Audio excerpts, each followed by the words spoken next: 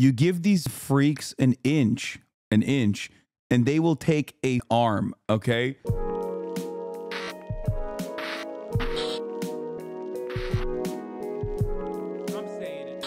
Can we learn why Korean people aren't f***ing today? Yeah, let's do that. Is in the midst of a very bitter civil war, one that you might not even realize exists. And no, I'm not talking about the conflict with North Korea. Real-life Lore's office is down the hall, to the right. The civil war I am referring to is the South Korean gender war, a conflict between Korean men, whom the women in this conflict might call male chauvinists or misogynists, and Korean women, whom the men in this conflict might call radical feminists. Now, Mooney, I can hear you say, we have gender war in my country too, why the feminists and the chauvinists are constantly going at it on the internet. South Korea is different. The gender war there has escalated to the point of physical violence, terroristic behavior, and even— Is this real or is it anti-Korean propaganda? No, I think this is real, dude. At least, like, listen, all I'm going to say is this. You wouldn't have a movement like the 4B movement, which is like a bunch of women saying like, we're not even interacting with men at all, if this was not a very glaringly obvious, very real, and like uniquely bad problem. Because like a lot of Americans after the Donald Trump election victory went on TikTok and were like, oh, let's do our own version of the 4B movement. And I don't think it'll stick, partially because a shit ton of women in America are also obviously very misogynistic. There is a racial dynamic at play here as well. You know, 55% of white women still voted for Donald Trump. That's something that you got to remember. And outside of that, I just think that it's like, it's bad, but either people are oblivious to how bad it is, like women and men are oblivious to how bad it is, or it's nowhere near as bad as it is in South Korea, from what I understand. Like these guys, like think of the worst type of person that you know that just like hates women and wants to do like school shootings and shit. And maybe you don't know a person like that, but like think about the worst person that you see online, right? The type of person that like hails what's his face as like a hero, the gentleman or whatever the f his name was. God damn it. Was his Supreme Gentleman? Everyone's saying Tectone. No, I'm talking about Elliot Rodger. Okay. Yeah, Elliot Rodger. Like people that think he's a hero for killing a bunch of people at UCSB. I feel like in Korea there's like it's more permissible to be that outwardly incel. even political upheaval. And the tension in Korea. Don't just say white women, why are you doing that? No, I'm saying that like there is a shit ton of internalized misogyny amongst women in America. Like the majority of white women voted for Donald Trump. Also, white women make up the majority of women. So, you know.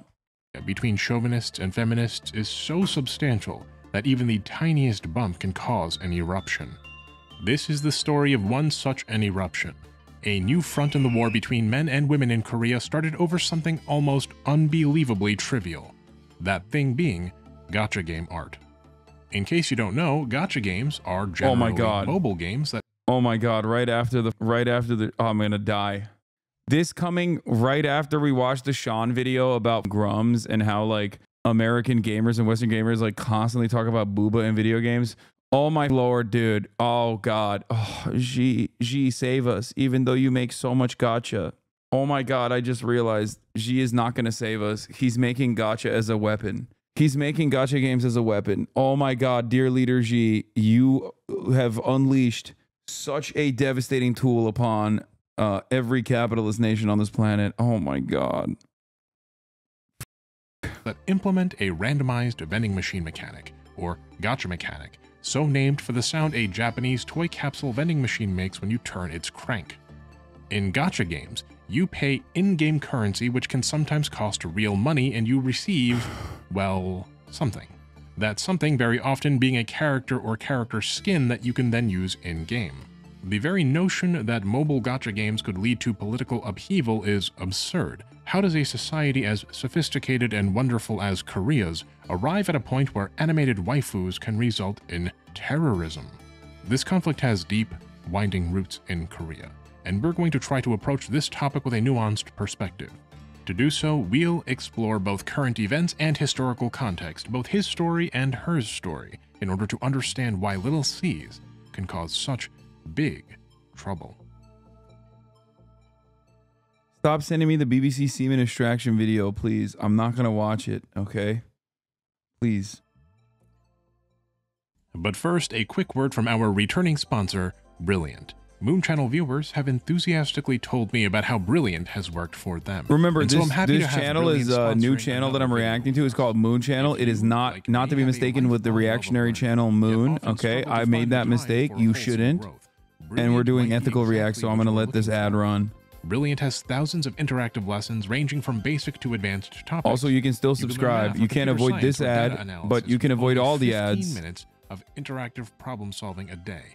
If you subscribe, even though I'm not running ads, but you can show your support by subscribing for $6 or for free with a Twitch Prime. Twitch Primes are still free. You can send me links of videos that I probably will not watch, or maybe might if it's actually interesting, by subscribing. You can also get gifted a sub. Even get 20% off an annual subscription. That's brilliant.org. Oh, and Gila, thank you for the 5 gifted Why subs. So for smart when you could be brilliant. Our story begins in February of 2023 with a small but rapidly growing indie game studio called Project Moon. No relation. If you don't play mobile gacha games, you might know Project Moon from their games Library of Ruina, a card battler somewhat akin to Slay the Spire, and Lobotomy Corporation, a roguelite that plays like a combination between Fallout Shelter and Dwarf Fortress, with an SCP Foundation-like setting and a difficulty slider locked to masochistic. Project Moon's earlier games were standouts amongst their competitors for 2 reasons. The first reason was Project Moon's unique art style, which was simple but very sleek and stylized. The second reason was the lore. Project Moon's games are built around grim but fascinating stories which together create a Project Moon universe of sorts.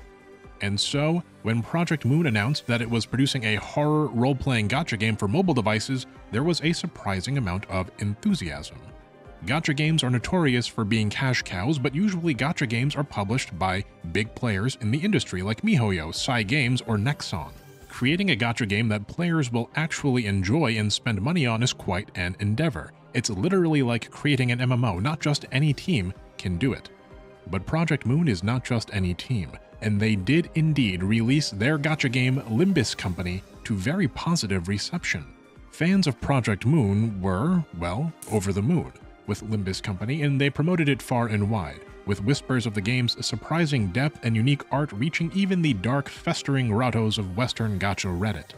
Limbus Company exploded in popularity, far exceeding the expectations of Project Moon. I would know, I fell for the hype myself and tried it back in early 2023. The game is a little bit like Darkest Dungeon mixed with Project Moon's former game in Library of Ruina, which I also happened to play. I determined back then that the game was neat, but too involved for me. I just didn't have the time to play. Evidently, not everyone shared in my sentiments. Limbus Company's player count grew and grew and grew. Prior to Limbus Company's release, Project Moon's highest ever player count for a game was in 2021 when Library of Ruina briefly saw a peak player count of roughly 7,000 players. By April of 2023, Limbus Company reported roughly 260,000 players and a revenue of $1.8 million within just 2 months of release, as per MMObyte.tv. MMObyte goes on to say that Limbus Company's launch was only a modest one, coming in at 15% of what Eversoul, another gacha game, launched to just 3 months prior. But Eversoul was published by Kakao Games, which is a subsidiary of Kakao, a South Korean internet giant that reported an annual revenue of $5.89 billion in 2022. Limbus Company taking home 15% of what Eversoul launched to is an extraordinary achievement for an entity as small as Project Moon. However, this smallness, this relative inexperience came at a cost for Project Moon. Their diehard fans, the ones that had promoted Limbus Company everywhere, knew the score. Their expectations were tempered with the knowledge that Project Moon is a small indie dev, and that problems with the game would be resolved slower than a larger, more experienced dev team might manage. The new players, though, well, they were much less understanding. Gacha devs are usually from big companies, and those dev teams can gauge the expectations of players more accurately and respond to complaints more quickly than a small, inexperienced indie team like Project Moon can. The new players, missing the context that the old players had, were upset. I'm legitimately shocked at how this is going to turn into the gender war, but I guess we needed to understand like gotcha games and you know, that their expectations and how they were play a unmet, formative and role that in balance this. changes were slow. But there is another thing that these older players knew that these newer players didn't about Project Moon.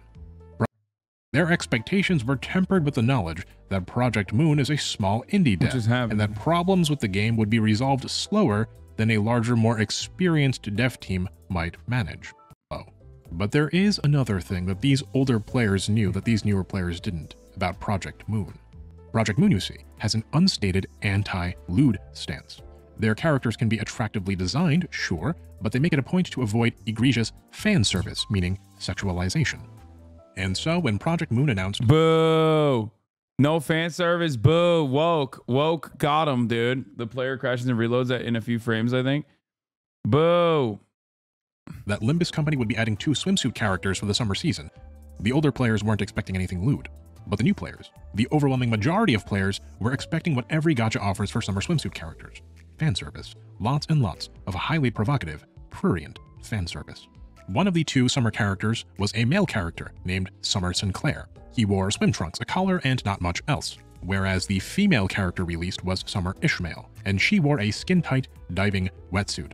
Ishmael's usual outfit is a suit and tie, and so the wetsuit is quite fanservice-y. The skin-tight nature of a wetsuit, the focus on the character's body, it's all heavily sexualized, and this is for a company which has a history of avoiding such sexualization. But this wetsuit was not revealing enough for the new players, who were expecting the usual. What happened next shook the entire Korea gacha game industry to its very core, and the aftershock reverberated into wider Korean society. It started small, just some grumblings on various Korean forums by disgruntled players. But these grumblings, like a tiny snowball at the top of a snow-covered mountain, rolled along, collecting additional grievances as they went, each grievance compounding the severity of the last. The wetsuit being insufficiently sexy. Bro, this is literally, oh my god. This is the exact same thing. Oh my god. This is Korean Gamergate. We just spent like 4 hours watching Western Gamergate, only to be hit in the face with, yet again, you guessed it, Korean Gamergate, which I suspect is going to lead to some serious systemic consequences as well. Grums, if he actually had motion, Sexy wasn't just Project Moon keeping to some policy of anti-fan service, no. It was intentional. And it wasn't just intentional, it was malicious. And who was the malicious actor? Who was acting in bad faith to desexualize their gacha games? Well, it must have been a feminist. A radical feminist. Someone purposefully designed swimsuit. Rimba's company is a feminist game, so be careful, friends. This director allows depicting men in the form of slaves and refuses to communicate. If you don't want to pay money, avoid it. Oh my god. Okay. I'm calling for a mass purging of the gamers. We need to put them in the work camps immediately. Okay? I'm realizing that it turns out the real problem was gamers all along. It's making me it's making me go against my normal materialist analysis. It's making me focus maybe entirely too much on one specific group of people, on the virtue of their consumption. But honestly, it's valid. Ishmael and the Korean gacha gamers would find out who. The spark is lit, the powder keg fizzling. The event now infamously known as the Ishmael swimsuit incident has begun. On August 5th, 1997, Korean Air Flight 801 took off from Seoul en route to Guam. The aircraft, a Boeing 747-300, was in good working order. The pilot was Captain Park Young-chul, age 42. Captain Park was previously a pilot in the Korean Air Force and had accumulated a total of 8,932 hours of flight time, roughly 2/3 of which were as a civilian pilot. His first officer was Song Kyung-ho, age 40. He too was previously a pilot in the Korean Air Force, and with over 4,000 hours of flight time under his belt, roughly half of which were as a civilian pilot. First Officer Song was no greenhorn. The journey across the Pacific Ocean progressed without any apparent issue. As the flight approached Guam, however, it encountered a storm, which obscured the plane's final destination, Antonio B. Wonpat International Airport, from sight. In aviation lingo, these weather-related problems are called IMCs, Instrument Meteorological Conditions, conditions in which one has to fly by flight instruments instead of utilizing one's sight. You may be familiar with the incident that follows. Perhaps you've already read a version of this story in Malcolm Gladwell's book, Outliers. Well, instead of reading anyone else's words to you, let's read the pilot's words together and do a play-by-play. This is the intra-cockpit communication transcript taken from Appendix B of the National Transportation Safety Board's Aircraft Accident Report. At 1521 UTC, the first officer notifies the captain that the condition at Guam is no good. The captain acknowledges this by stating that it rains a lot. As the descent continues, the first officer asks the captain, "Don't you think it rains more in this area here?" The captain doesn't respond to the questions. He makes further statements, and the first officer answers simply, "Yes." At 15:26, just 5 minutes later, the flight engineer notices that something is wrong. He asks about Guam's condition. At 15:27, the flight engineer then states that the weather radar has helped us a lot, to which the pilot responds, "Yes, they are very useful." At 15:29, the captain states, "We should be getting onto the route," to which the flight engineer responds, "It is rising instead." The captain answers in the affirmative, "Yeah, you are right."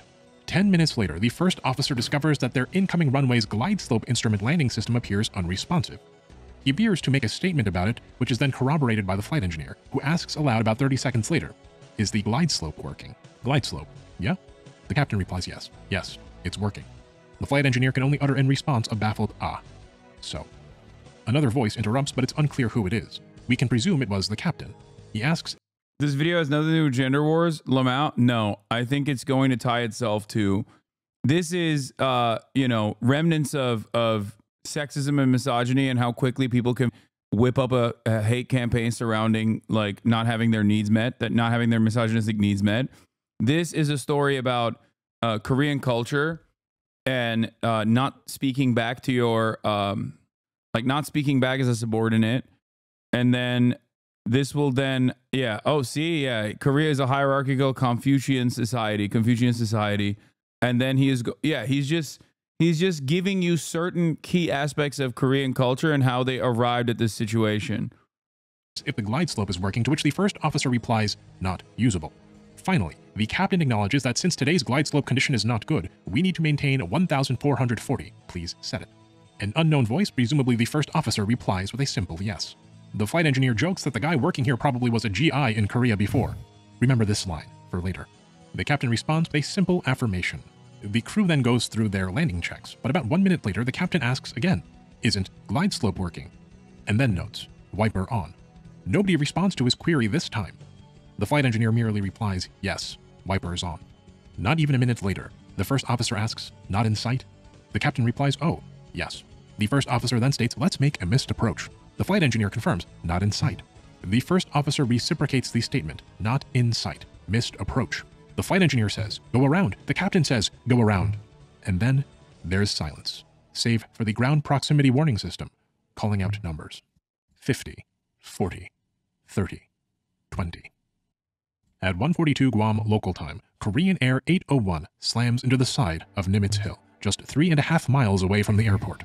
Of the 254 people aboard, 229 perish. Let me ask you something about what we just read. Does that conversation seem fitting for an imminent plane crash? Why doesn't the first officer take more direct action? Why doesn't anyone tell air traffic control what is going on? How is it possible that the first officer and flight engineer can directly see what is happening and yet apparently fail to even utter a protest as the captain charges the plane directly into a hillside? The words in the transcript are translated into plain English, but there is an additional layer of context required to understand how this plane crash happened, and that is cultural context. Korean culture is extremely hierarchical, more so than China, more so than even Japan. When the first officer asks the captain, "Don't you think it rains more in this area here?" he is trying to respectfully communicate to his superior, an elder in age with more flight hours. Bro, I'm not gonna die over manners. Yeah, that is pretty wild. I stopped watching for 2 minutes. Is the video still about misogyny? It's just giving you, oh my god, chatters are so TikTok brain, bro. Let this guy cook, dude. He's literally, he's teaching you some aspects of Korean culture first and foremost. Okay, he's contextualizing how Korea became so misogynistic. That the area they're in has more rain, and that they should try to avoid it. When the flight engineer chimes in later, stating that the weather radar has helped us a lot, this flight engineer is also trying to relay a suggestion to change course and avoid the weather conditions. When the first officer and flight engineer discover the glide slope isn't operational, the first officer mutters something about it, and the flight engineer asks the captain if the glide slope is working. This is a suggestion to the captain that the glide slope is, in fact, not working and that he should check it. But the captain responds that it is working, which is his statement to the flight engineer that the flight engineer needs to keep to his role and have some respect. The flight engineer replies with a baffled, so, knowing that the captain has realized his disrespect, has issued a condemnation, and has declined to check the glide slope instrument as a measured response to insubordination. The captain, satisfied with the behavior of the first officer and flight engineer, finally checks the glide slope instrument, noting that the condition isn't good, acknowledging the concerns brought up as an order. This communicates that the decision to work around the glide slope is his decision. The flight engineer then makes a joke. The guy working here probably was a GI in Korea before, a grunt. It's a joke punching down the ladder. The glide slope instruments are broken because someone lower in the hierarchy has done lower hierarchy things, typical of their status. The captain asks once again if the glide slope is working. Nobody answers, but the situation is growing more and more dire by the moment. Breaking with social protocol and understanding that there will be social consequences, the first officer makes the bold statement, "Let's make a missed approach," a direct suggestion and not a question. The flight engineer offers his support of the first officer by stating, "Not in sight." The first officer confirms, "Not in sight, missed approach." Just before the plane crashes, the flight engineer says, "Go around," and the captain, finally cracking, acknowledges that he will indeed go around. But it is too late. There is no panic, there are no further words spoken. The aircraft crashes into Nimitz Hill. If you speak, we'll say, fluent East Asian or belong to a cultural group that communicates indirectly like this, all of this talk may have already made sense to you the first time around. And for those of you who are disturbed by my translation and find it troublesome, consider this. The NTSB, in its executive summary of the incident, determined that the probable cause of the Korean Air Flight 801 accident was the captain's failure to adequately brief and execute the non-precision approach, and the first officer's and flight engineer's failure to effectively monitor and cross-check the captain's execution of approach. I told you that story in order to illustrate how Korean men treat each other. South Korea is an extremely hierarchical society. More so than in Japan, more so than in China. One's age, status, family, and gender determine one's role in society. Although Korea offers the appearance of a politically progressive, modernized country, underneath the veneer of glitz and glam, beneath the Innisfree toner, there exists a deeply conservative society. You might be familiar with the Japanese system of honorifics. In Japan, the more neutral honorific san is commonly used to address a hierarchical equal, or an individual whom you are not yet familiar with, akin to Mr. or Miss. You say their name followed by san, Muni-san. Sama is used when you're addressing someone of a higher status than you, akin vaguely to sir or madam. Sensei is used for teachers or people of scholarly learning. I sometimes jokingly call my youngest sister Pearly Saba, Saba in this case meaning mackerel. Although honorifics are widely used, there are many informal situations in which Japanese people don't use honorifics. A teacher addressing a student, for example, is a social dynamic in which one sometimes might not use an honorific. In your own group of close friends or towards your immediate family, you might also elect not to use honorifics as it feels natural to do so amongst the people you're most comfortable with. But it is not this way in Korea. In South Korea, the use of honorifics even in informal situations is quite normal. If you spend any This type of incidents has happened many times in Korean pilots involved. It's actually pretty crazy. The government came in and gave special training to the pilots to ensure this type of power conflict doesn't happen anymore. The type of exchange here also occurs between Korean pilots and non-Korean pilots that cause miscommunication in those plane crashes. What the amount of time living in Korea and getting to know Korean people, inevitably you will be asked how old you are, as your age is critically important in determining the deference you are expected to provide to other people and the deference you receive, even amongst your friends. You might not even use a person's first name out of deference. In a friend group, every older male is hyung if you are male or oppa if you are female. Both words translate roughly to older brother. If you have any Korean friends who have moved from Korea to your non-Korean country, you might have noticed that it's very hard to get them to break the habit of hyunging and oppaing. The expectations of hierarchy in Korea are very strict, even by East Asian standards. Why is that? How did this happen? And what does any of this have to do with gender wars in gacha games? Well, my friends, this has everything to do with gender wars in gacha games. But before we dive He's answering your question. Oh my God, there's more context. Let's go back for a moment to our gacha drama. Ishmael's wetsuit was completely contrary to the expectations of the Korean gacha game community. This is not a true summer skin, they said. This is a joke. This is a prank. This is a malicious act. It has to be. The wetsuit design couldn't possibly be the work of a man. After all, no self-respecting Korean man would make something this subservient to the interests of feminists, especially not an artist who works on gacha art, right? As such, this artist must be a woman, and unlike other gacha artist women who happily draw what they are told to draw, or better yet, are expected to draw, this woman has bucked the status quo. We are on the lookout for a feminist. And not just a feminist, but a radical, a revolutionary. How else could this wetsuit art have ever happened? Each allegation was more severe than the last, and blown out of proportion, often with the intention merely to troll. And none of the accusations— The grums in Korea is just sitting around absolutely glazing in all of the glory with his successful movement. He got so much motion. Korean grums got so much motion, dude. It's crazy. Were backed up by any evidence other than assumption. The players demanded action against this radical feminist, and so they sought her out. Who is the artist in charge of these character CGs? Where is she? Well, she turned out to be a he. The designer of Wetsuit Ishmael and the artist were both men. Disillusioned I bet they didn't believe it. and perhaps slightly embarrassed, the angry mob dissolved. The artist in question isn't a woman and thereby isn't a feminist. He's just some guy with bad taste. But this was not the end, as people were still angry about the outfit itself. Yep. It was about who the developers seemed to be prioritizing. They were listening to women on Twitter and not to the men who were actually playing their game and giving them money. The incident had been caught up in the larger Korean gender war. Well, if the mob could not find a witch, they would make one, and their target was a different Limbus Company artist who goes by the alias Vel Mori. Vel Mori was a story illustrator at Limbus Company, but she did not design Wetsuit Ishmael. In fact, by all accounts, Vel Mori had absolutely nothing to do with Wetsuit Ishmael whatsoever. But Vel Mori is a woman, and Vel Mori had some history, deleted retweets of a half-decade-old archive from long before she had started working for Project Moon. So the angry mob had found its target, a vent for their frustrations, a cog in the machine not performing as it's supposed to. A woman who happened to be an artist working for Limbus Company, who had many years prior retweeted and then subsequently deleted a handful of feminist tweets. Even if she had nothing to do with the wetsuit, the mob argued, her radical feminism warranted her termination as per Project Moon's own stated policy. Well, yo, I think we need to neuter men. Like, if you behave like this online, you have to get neutered. Like, you just, you know, straight up. That's crazy. Oh my God. Oh my God. Oh my God. How are we going to fix this? Oh my God, dude, this is, I feel like we're looking at America's future too. And in some ways, what is happening in America right now as it stands.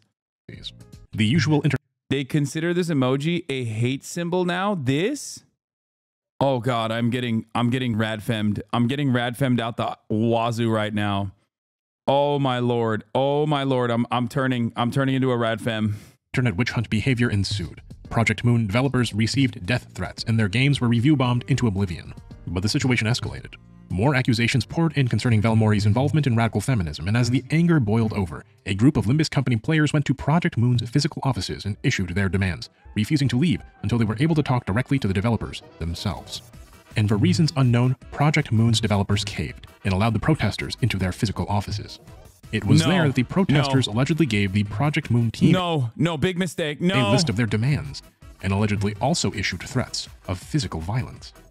Not long after the angry mob departed, Project Moon released a statement on Twitter apologizing to its players for many different issues, including technical errors, performance bugs, unintended nerfs, and more. The initial statement received a follow-up statement from Project Moon's director, which appeared to fire Vel Mori due to her ideology, and confirmed that Vel Mori's artwork would no longer be featured in the game. A victory for the boys. We got everything we wanted out of our capital. Yeah, they did a Gooner January 6th, dude. They did a Gooner January 6th. Oh my God. Oh my God. Bro, they're feral. This is, oh my God. How do you fix this? This is crazy. Okay. I'm gonna take a deep breath here and eyes on the prize, okay?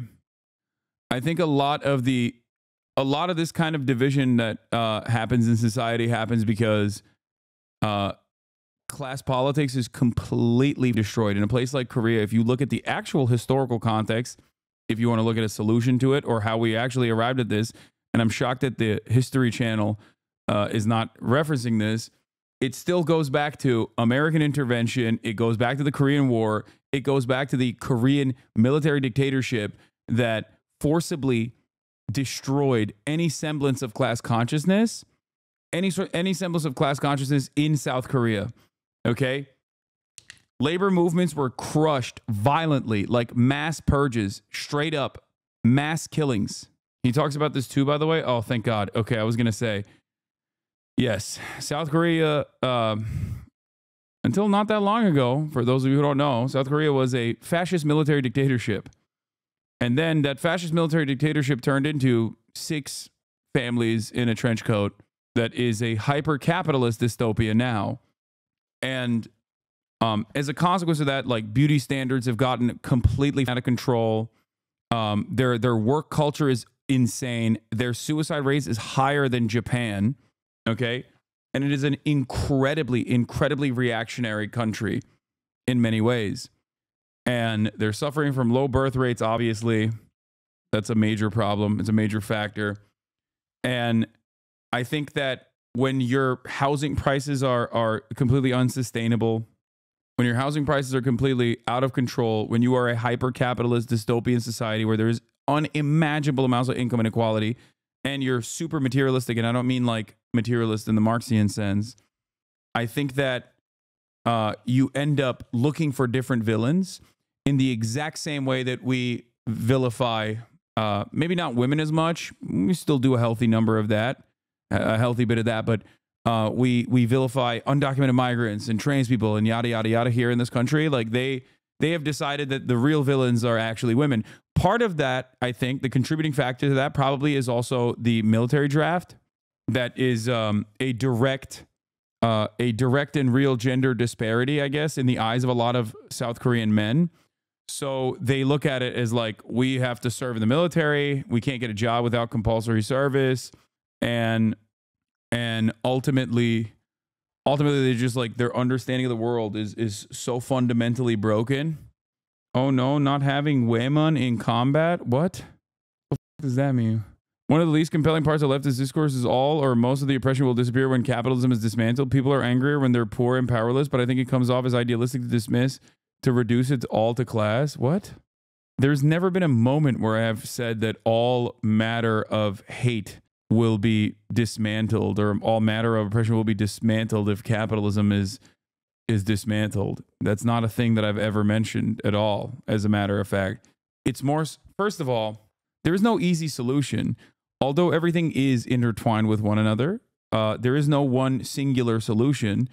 And the goal there is to at least fix some of the underlying material problems so that it's easier to, change society dramatically in a way that ensures positive results. Okay? I don't think anybody personally says like, no, racism goes away when capitalism goes away. Or maybe some people do. They're just perhaps a little delusional, but... riot, including the burning of our witch. Sure, we have to endure that wetsuit skin, but maybe in the future we'll get some looter skins now that the devs know who is in charge. But alas, this was no victory. The firing of Velmori changed everything. The wider world became exposed to this. Stop analyzing the Korean culture like you've lived in it. Come on, man. Wait, what? OMG, stop. You're right. I shouldn't learn about it either from a guy who's at least offering some historical context. You're right. Story, and was not at all sympathetic to the plight of the Korean male gacha gamers. Even when the situation was presented in its most favorable light to casual observers, their behavior seemed preposterous, immature, and entitled. In enforcing their demands on Project Moon, the gacha gamer men had fallen into a trap. Velmori became a martyr. The finger pinch became a hate symbol around 2017 because Korean feminists started using it against men after a report came out that Korean men average smaller dick sizes, internationally speaking. The symbol was a reaction to a series of scandals regarding men filming inside of women's restrooms. Oh my God.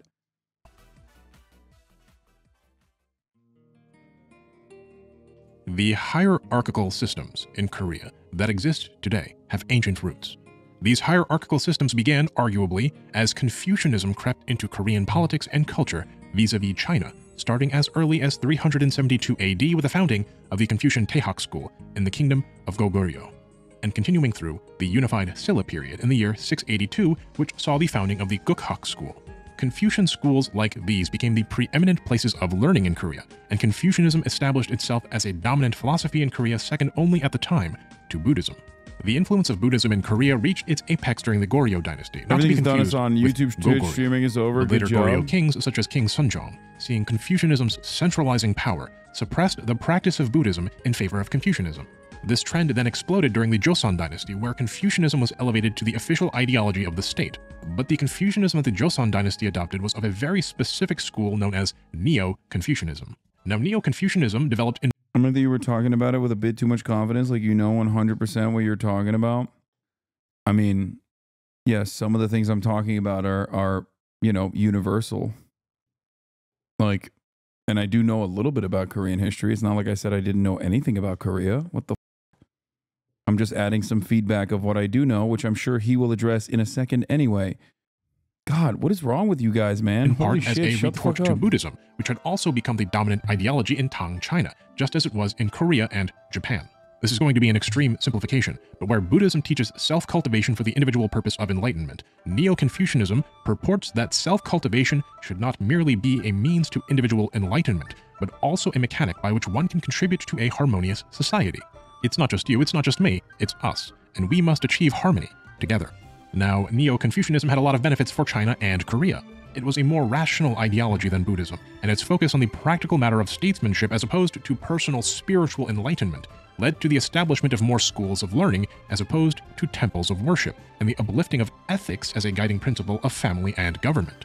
But Neo-Confucianism was not without its drawbacks, and issues in the underlying philosophy of Neo-Confucianism led to subsequent reformist thinkers such as Yang Mingzi, who developed, for example, the philosophical principle of I think, therefore I am, over a century prior to René Descartes. Yang Mingzi is considered one of the great masters of Confucianism in China and Japan. It's even been said that Yang Mingzi's teachings heavily inspired the Japanese philosophy of Bushido. But these reforms never really made it to Korea, and Yang Mingzi does not hold the same prestige in Korea as he does in China or Japan. Why? Well, it's because the Korean state threw itself wholeheartedly into Neo-Confucianism, so much so that it developed its own independent schools of Neo-Confucian thought, separate from what was emerging in China. Where China had Yang Mingzi, Korea had Yi Huang, known better perhaps as Togye, and Yi Yi, also known as Yogo. Togye and Yang Mingzi were contemporaries. They lived at the same time period, the early 1500s. If you watch the video I made on Christian games, do you recall how American Calvinists, Puritans, were so deeply entrenched in their beliefs that their Calvinism failed to develop as Dutch Calvinism did? How American Protestantism branched away from Protestantism at large and thus failed to develop Neo-Calvinist theology as a counterweight to Calvinist Puritanism? Korean Neo-Confucianism developed very much in that same vein, as Ming Dynasty China evolved its Neo-Confucianism, thereby arguably softening the strict hierarchical systems that come with Neo-Confucianism. Korea doubled down. Hyun-Sun Lee, a lecturer at the Department of Philosophy at Seoul National University, states in his work, Yi Huang and Yi Yi's interpretation of the Taiji Tusu, focusing on their theories of Li Qi, quoting the traditional work Annals of the Joseon Dynasty. Yi Huang took to heart that China lost its tradition of Dohak, or authentic Neo-Confucianism. In other words, Yi Huang, the preeminent Korean Neo-Confucianist scholar, utterly rejected Chinese development and ideology in favor of a pure Neo-Confucianism. You may have noticed that I never described what Neo-Confucianists actually believe outside of their emphasis on hierarchy, and I haven't done this because it wouldn't make any sense to you at all. It's like trying to read and understand Hegel before reading Kant, but worse by a factor of centuries. Let me read you a snippet from the article we just discussed to give you an example. Zushi claims that the Wuji and the Taiji are not separate things. He interprets the above phrase as formless but with Li. Okay, I think there's too much context now, bro. I swear to God, he's doing too much context. Okay, this is crazy. And describes it as the substance, what is above form. Skipping ahead. Whereas the Wuji and the Taiji mean the same thing, the Taiji and the Yin-Yang are to be clearly distinguished. In other words, they are explained as belonging, respectively, to Li and Qi. I'll stop there, you get it. I haven't explained Neo-Confucianism in full because I can't, but what I can tell you is that Neo-Confucianism puts an enormous emphasis on hierarchy as a stabilizing force of societal harmony. Yi Huang, the Korean master we discussed, who felt that Ming China had lost true Neo-Confucianism, was himself critiqued by Yi Yi, also known as Yogo. Yi Yi felt that a more physical, more material approach to Confucianism was necessary. Self-cultivation, knowing oneself, one's place, one's capacities, are directly relevant to proper administration. In other words, Yi Yi's teachings deepened the physical bonds between the state and Confucianism. Not unlike in Japan and China, a rigid social hierarchy emerged in Korea. Bro went back to the Big Bang to be like, let me explain the context of how we arrived at the nation state of Korea to begin with. Like, that's crazy. He's like, you can't address anything until you talk about the theory of evolution. Like, he's like, let's go back a little bit in time, and a little bit is like literally the year 8. Okay, that's not a little bit, man. What the no, he literally said 372 AD.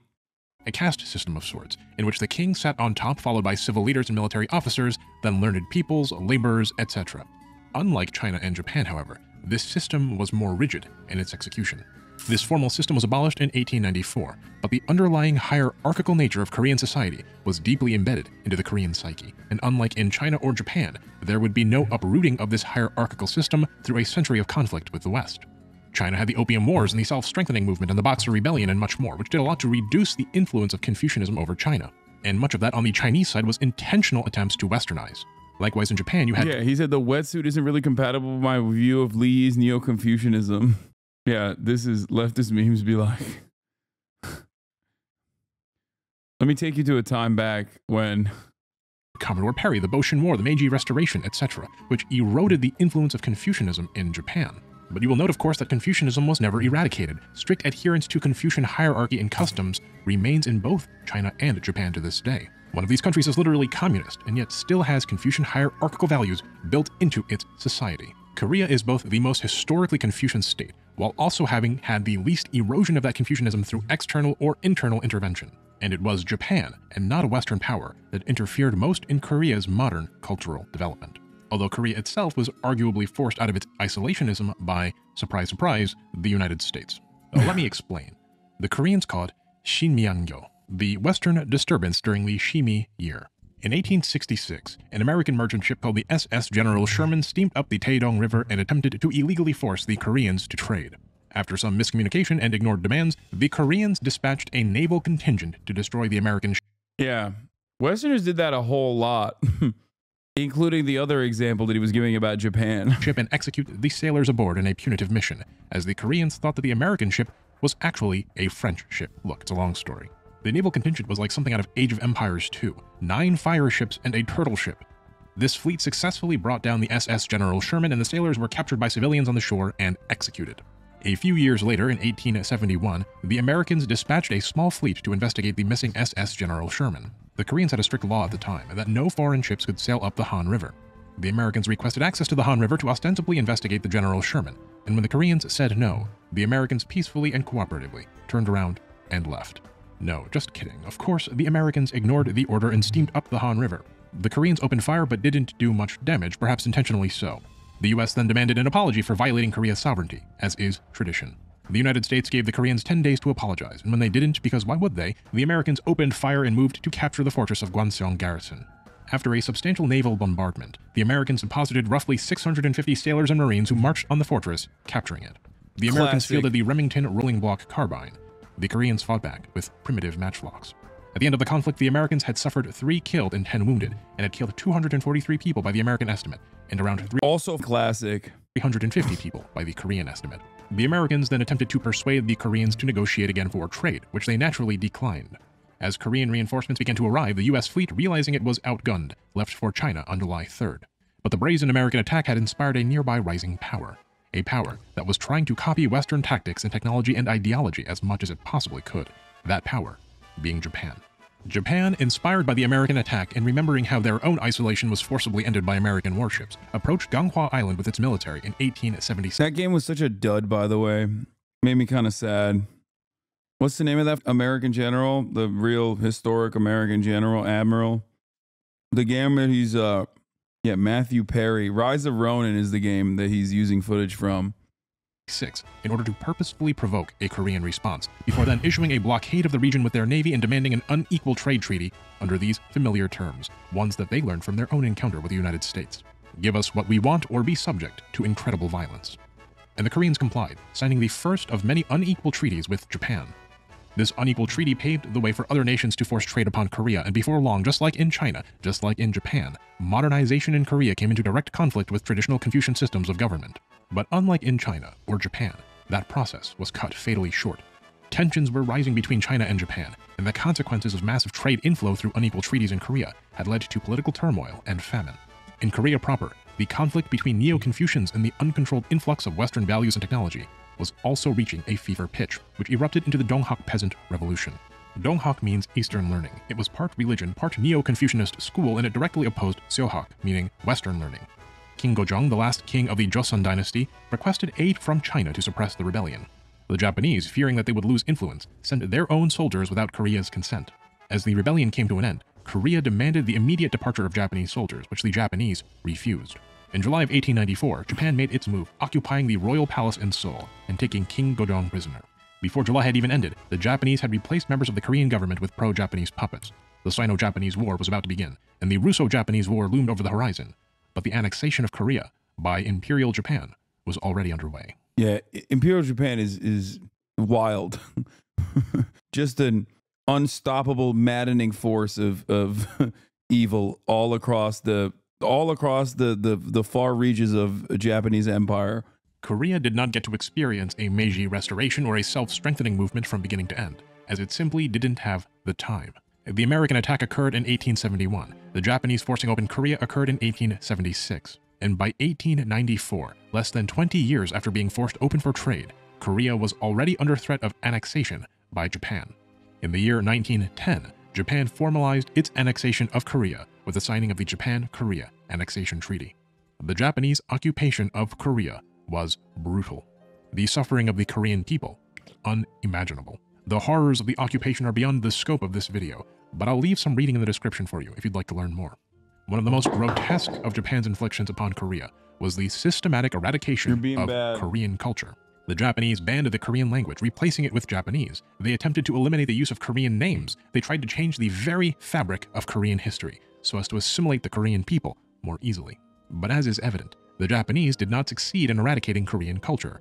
The Japanese attempt at cultural eradication actually caused the Koreans to entrench their culture, to preserve it by any means necessary. As such, Korean culture thrives to this very day, brighter than ever, with each Korean generally quite proud of his or her cultural heritage and eager to share it with the world. Just as Korean culture at large survived Japanese annexation, however, so too did Korean Neo-Confucianism. And although the influence of this Neo-Confucianism deteriorated very substantially under Japanese rule, it was never completely quashed. For all of their imperialism and westernization, the Japanese imperial government was deeply hierarchical, with its own legitimacy tied inseparably to Bushido. You will recall that Neo-Confucianist philosophy had a lot of influence on Bushido. Bushido built upon the foundations of Neo-Confucianism, and Imperial Japan was built on Bushido. As such, Neo-Confucianism, and specifically Korean Puritan Neo-Confucianism, became deeply internalized in Korea to a much greater extent than it did in China or Japan. Citing here the Routledge Handbook on East Asian Politics, South Koreans believe their country not only as closer to China than Japan, but in administrative culture and familism, more Confucian than China. And indeed, in post-war Korea, this strict adherence to hierarchy was utilized in a big way to rein in the people and resolve the chaos of the post-war era. Quoting here from the book Economic Development in the Republic of Korea, proper order between senior and junior and loyalty to the state was used to be utility for the maintenance of Park's, referring to South Korean President Park Chung-hee's, autocratic political regime. Throughout Western and Eastern intervention, Korean understanding of Confucianism has developed and only hardened, okay? And that's why they have such strict rules about hierarchy. That's it. That entire process is basically reduced to what I just explained. To summarize what we've just discussed succinctly, citing again from Economic Development in the Republic of Korea, despite their efforts at modernizing— Wait, what the f? This video is almost over. Oh my God, the actual video is part 2? We got debated. It doesn't even say part 1. And part 2 is so much longer. Gacha drama in the Korean gender war. We are living in a Megalia world, the house that rebuilt, the great dictator, and I am a Megalia girl, death of Park and the modern Korean political cycle, a gacha drama to end all others, the suffering of Korean men. And okay, I want to see just this part. It's hard. I want to see the gacha drama, and then I want to see the suffering of Korean men. On or about November 23rd, 2023. Nexon, the developer and publisher of MapleStory, the very same Nexon who fired or otherwise let go of voice actress Kim Jae. If there's a part 3, I'm not watching this. Okay, there isn't. Oh my God, there's also an infamous 4B movement explainer from Asian Boss, which we can watch too. Released an animated trailer promoting an— No, it's actually very— this is super intelligent and also very good. It's chock full of good stuff. What is this?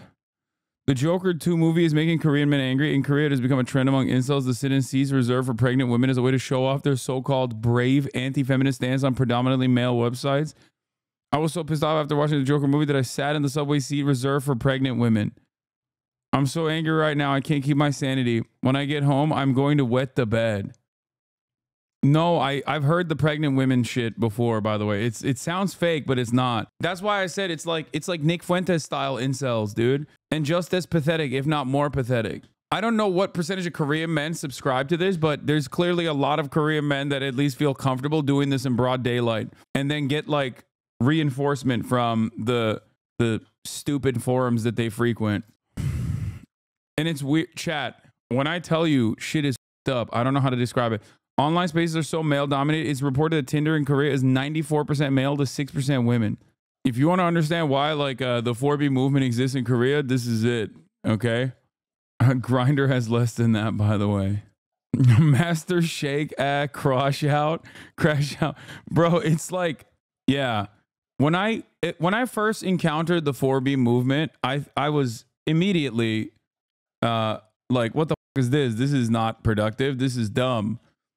And then we dove a little bit deeper into the gender wars in Korea, and I very quickly found out, oh, it's not normal at all. I understand it. I think it's like, it's vigilantism, and of course it's born out of systemic inequalities that the government is not choosing to address at all. Okay, so it's like, you know how I talk about how terrorism is born out of like acts of terror is born out of like not having any other options. Like nobody wants to blow themselves up. Okay, they do that because that's like the final thing that you can do, where you have some sense of control over your life. Okay, where you feel like I'm going to die no matter what, and this is how I'm choosing to die. Obviously, it's not like the same level. It's not the same severity. But if society is like routinely undermining you, and you are just experiencing tremendous amounts of oppression, and there is seemingly no way out of it, then yeah, you're going to inevitably be like, okay, I'm just not even being around men. That's not entirely true, as it doesn't explain zealous martyrdom. In the context of which I explain it, it does make sense. Okay? You're comparing it to like a incel doing a school shooting, okay? And then killing themselves. That's not what I'm talking about. Not all terrorism is a final act coming from a moment of desperation and wanting to. It's not always going to be there's not always going to be a shit ton of logic involved in this, okay? Most Korean women don't know what the 4B movement is. It's severely blown out of proportion. Most Korean women don't even like it. Yeah, I don't necessarily care about the 4B movement as much. I know that's like the highlight or the high note. It's the tip of the iceberg that everybody pays attention to. That still doesn't change the gender war dynamic that very much seemingly exists in Korea and is like born out of the underlying inequalities. You notice how in 3/4 of the region, the women are moving further and further steeply in direction, but in South Korea, look, a wide ideology gap is opening up between young men and young women in countries across the world. Holy look at the men. Just straight up falling off the cliff, dude. Oh my Lord. Like, I think the 4B movement is a manifestation of all the anger and resentment that people feel when they feel like the systems have completely cast them aside. Understandable, considering you have an incel president in South Korea. But having said that, there is still very much a major problem here. And I think the systems are more important to hyper focus on rather than the way women have decided to fight against it. If that makes it, or some women have decided to fight against it. Anyway, let's continue. An important new patch which remastered the game's angelic buster class. The trailer is beautifully animated and terribly cute, but it would soon find itself at the very center of a new crisis. The Korean gacha men, still on high alert due to the recency of the Ishmael wetsuit incident, discovered a few frames of animation in which Angelic Buster appeared. How's my favorite anti-Semitic doing? Hate any Jewish people today? First of all, why the f do you have a favorite anti-Semitic? Cry more. Red Wave. I'm worn out from smiling today. Bro's a Trump-supporting right-winger, and he's over here trying to call me an anti-Semite. This is what I'm going to do to him, okay? This. I like this. This is cool. Hey, chatter. This is you, okay? This right here. This is sick. Yeah, go piss your bed to own the libs, dude. To be making the pinching symbol of Megalia, the little C. You can see it for one frame in the intro of the animation and once more later as Angelic Buster is spinning. A firestorm erupts, and a similar song and dance occurs. This briefly visible pinching motion must be the work of a radical feminist. As like, they talk about misandry as a serious subject. Oh my God. Oh my God. They're so cooked. Bro, Korean media is so cooked. Oh my God. People are unironically talking about misandry. Oh my God. Be a man. Be a man. Be a man. Be a man. Be a man. Be a man. Be a man. Be a man. Be a man. only a radical feminist would include this dog whistle, this anti-male, hate speech, slur in an animation. All eyes were on the animation studio that created the trailer, Studio Potpourri, also known as Studio Root. And as the chauvinists dug deeper looking into Studio Potpourri's past animations, something became very clear. The hand pinch signs were everywhere, in Korean games ranging from MapleStory to Blue Archive, from Epic 7 to Dungeon Fighter. Where Studio Potpourri was, there too was the pinch. The first target that the angry mob lashed out at was Nade, the vocalist for the song in the animation. She had retweeted old tweets that were in support of Kim Jae-young back in 2016, which was enough to paint her as a misandrist, a man-hater. But Nare didn't draw anything, she was a vocalist, not an animator. So someone else put the pinch into the animation, right? Well, the next target was a woman named Taeso, an animator and team leader at Studio Potpourri. She had an old tweet in which she stated that she would never stop being a feminist, even though she'd had her social media accounts blocked for being offensive towards men. She stated further that she will always continue to be a feminist, stealthily and subtly. Most damning of all, she also liked a tweet that was critical of Limbus Company's firing of Vel Mori. Nexon and Studio Potpourri were inundated with angry complaints, and as was the case with Nexon, Bro, women are getting fired for being remotely pro-feminist. That country is cooked. It's crazy. Why are you all right with chat spamming such hurtful racism against Korean men? You know the context, yet you still encourage it. Chat is mostly white. It is literally promoting racism, false stereotypes. Wait, what? This right here is not about Korean men. I'm calling a right-wing American Republican, you know, using this to make fun of a right-wing American. Yes, the pinching thing is racist. Wait, what? No, I'm saying he has a little dick. The f are you talking about? Why are you getting mad? What the f? Why is that racist to say someone has a little ass dick? What the f? Am I misunderstanding something? The issue also is that South Korean netizens have started doing these witch hunts against any and all women who they consider to be feminists. It's gotten to a degree where being called a feminist can result in a woman being fired and even shunned from their communities or workplaces. Even some women-only colleges are being threatened into becoming co-ed when they have always been historically women-only. Oh my God. Not defending him, but it's an Asian stereotype. Okay, this is crazy. Hey, guys, I'm not like, this has nothing to do with Korean people's penises. What the oh my God. Chatters got made. You made the chat and what? Chatters got mad. You and chat made a sign that targets misogynistic men. Yeah, I mean, I'm not gonna lie. I'm probably going to I'm probably if I see little dick energy from a misogynistic chatter, I'm probably gonna use it. Finger pinching conspiracy is an anti-feminist conspiracy theory that originated in South Korea and claims there's a deliberate plot to spread and promote misandry through hand gesture imagery. It asserts that radical feminism groups have propagated the hidden message to mock small penises. Bro, it's got his own Wikipedia page. Oh my God. What the? What the? And the 4B feminist movement is full of turfs. I mean, that's not shocking, but the sign is popularized in Korea. Of course, not raised against Koreans because it originated from there. Lamau's so dumb. Dude. It first gained prominence in, dude, did they Streisand affect this into becoming like a thing? By considering that this is like actually making a mockery of like some Korean incels, they just ended up Streisand affecting it, and it's kind of like, I mean, it's a very cool, it's a cool thing to do.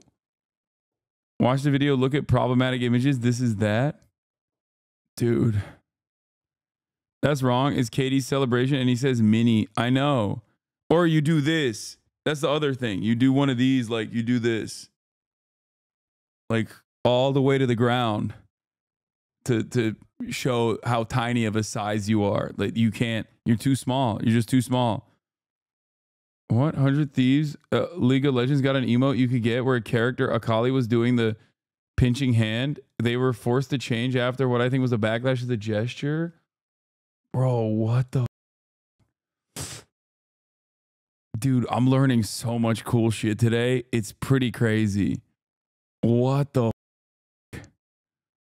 One of my K-pop idols got canceled for showing a picture of a feminist book. Dude, what are you guys saying? What are you saying? You can get canceled for showing like interest in feminism? What are you saying? I can't. You guys are joking. You must be joking.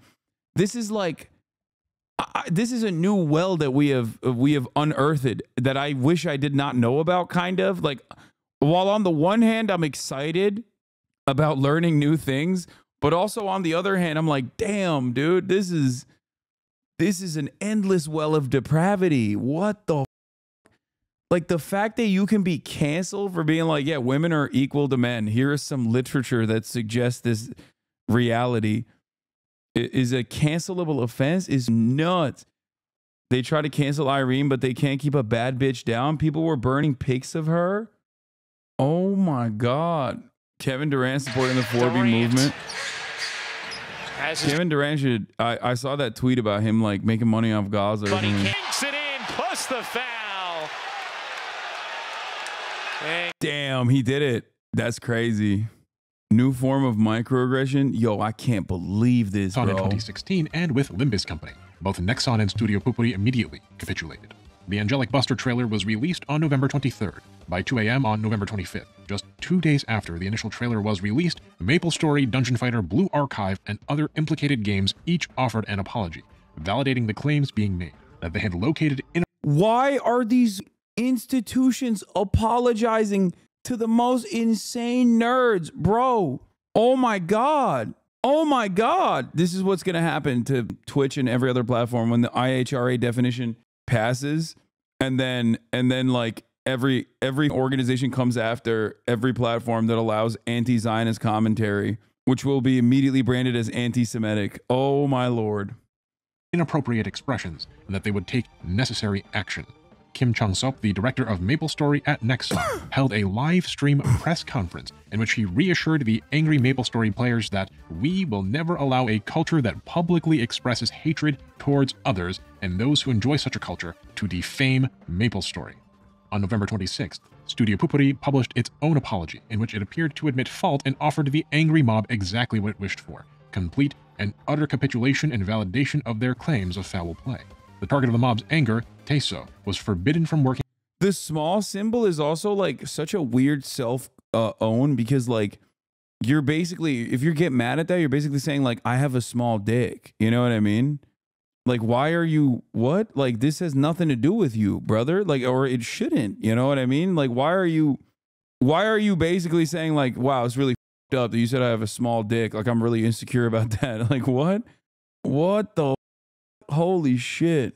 And for the record, before people say, I mean, some people do have small peepees. Yeah, they do. Okay. But what you make of it is what matters. Okay. Like when I talk about divorced dads, there's a shit ton of men who are divorced. But my uncle, real uncle, Sam Cedar, also is. Notice how notice how he does not exude divorced dad energy, because it's about vibes, not about the actual situation in and of itself. Elon Musk, Destiny, okay, and numerous other people like Kanye West exuding divorced dad energy. Uncle Sam, on the other hand, does not. And the same goes for having a small peepee, okay?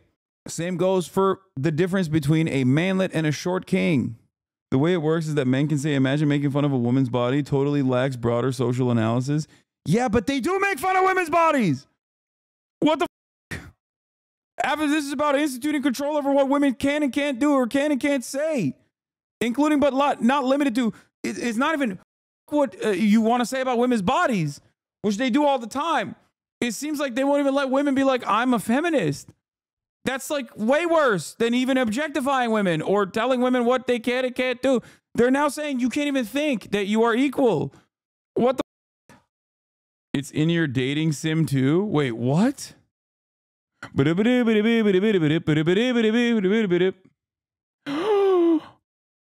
Oh my, wait, what is this website? Did you just find is this an incel website?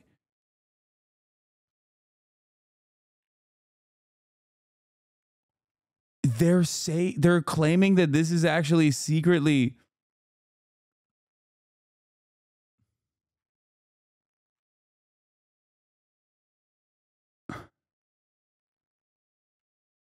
Hey, yo. Hey, yo, this shit is crazy. God damn, I'm learning so much. Working on further promotional videos. This apology was deemed insufficient though, as Taeso was not outright fired. Studio Pupuri was accused of a false placation. An angry mob allegedly went to their offices, taking pictures and spying on their employees. The situation was getting dangerous, and Studio Pupuri could do no more without risking their safety. On November 27th, Studio Pupuri issued a second apology and stated that the animator in question, Taeso, would not be fired but would instead resign. This apology and the firing was quickly retracted, but it was too late. Yeah, the getting canceled for being a feminist is way worse than being objectified, lol. You can look, but don't take my rights away. No, I'm just saying, like, it's one step above that. You know what I mean? Like, they've moved beyond being like what women can and can't wear, which still comes back to like obviously women being servile and being considered like less than men. But now they're like, you also can't even advocate for your equality. Like, that's insane. The damage was done. You can imagine what happened next. 게임 홍보 영상에서 남성 혐오를 상징하는 표현이 들어갔다는 논란이 불거졌습니다. 한 애니메이션 스튜디오가 제작한 게임 영상을 두고 주로 알려진 혹은 저희가 파악한 모든 영상들은 사과했는데 여성 단체들은 집회까지 열며 반발했습니다. 하는 거죠. 그 회사의 물건을 사지 않아야지 되고 회복이 불가능한 경우도 있거든요. 의 경제적 기반을 위협당하고 있다고 주장했습니다. 또 게임 문화 속 페미니즘 혐오 몰이를 맡긴 다른 게임 제작진도 진상 제작사 Bro, oh my God, they're blurring it. They're blurring it on TV. Like, as in it's hate speech. Oh my God. Oh my God. Chat. This is literally like, if there was like enough people that were just willing and able to go out the bat for flat eartherism, and then they said that like it's ableist if you, I don't know, attack us for believing the earth is flat, and then they just like forced their will upon the broader society, and then everyone had to just basically like, you had to censor the globe, you had to start teaching that the earth was flat. Like, this is the most insane thing I've ever seen. It's crazy. 의 영상을 맡긴 넥슨의 게임 업계가 논란 페미니즘 검증이야말로 성혐오 논란에 휩싸였습니다. 게임사와 영상 제작사 모두 적극 사과를 했지만 여성계는 억지 논란이라고 반발합니다. 오늘 여성단체의 기자회견을 앞두고 살인 예고편이 올라오기도 했습니다. 백승우 기자가 전하겠습니다. Once again, the controversy was so severe that it made Korean national news with a much more in-depth segment this time.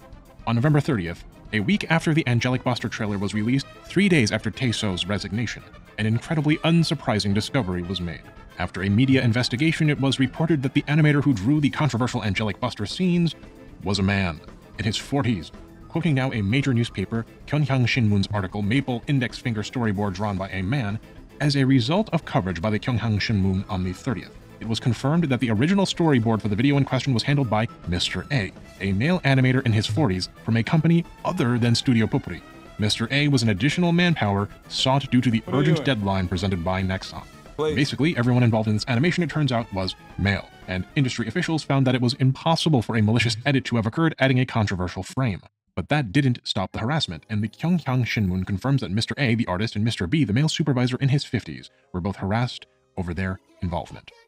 But just like with Vel Mori, it didn't matter anymore to the men that Taeso had nothing to do with the finger pinch in the Angelic Buster trailer. If Studio Pupuri has a feminist working in their midst, one who has a stated intention to do feminist things, nothing that they say can be trusted. The women staged protests in front of Nexon's offices, and the men retaliated with threats of violence on social media. Studio Pupuri's employees were harassed endlessly, allegedly receiving threats and hate messages, and even having their personal information shared online. Taeso herself also had her personal information and phone number leaked to the public by angry men. She became a victim. Bro, this is literally collective schizophrenia, okay? It's so... Dude, if I'm... bro, no disrespect to anybody, but if I'm DPRK and I hear about this, I'd be like, nah, dude, we're not... the demilitarized zone just got a mile longer, okay? I'll be like, no, what the... what the... Dude, this is crazy. Victim of cyberbullying in the form of sexual harassment and death threats. No unification. All over some retweets and allegations surrounding art she didn't actually draw. Once again, an innocent woman had been targeted, and an entire company had been brought to heel over something painfully trivial. A few frames of a hand gesture in an animated trailer with no bad intentions behind it. But unlike the Ishmael swimsuit incident, this time, the drama broke containment.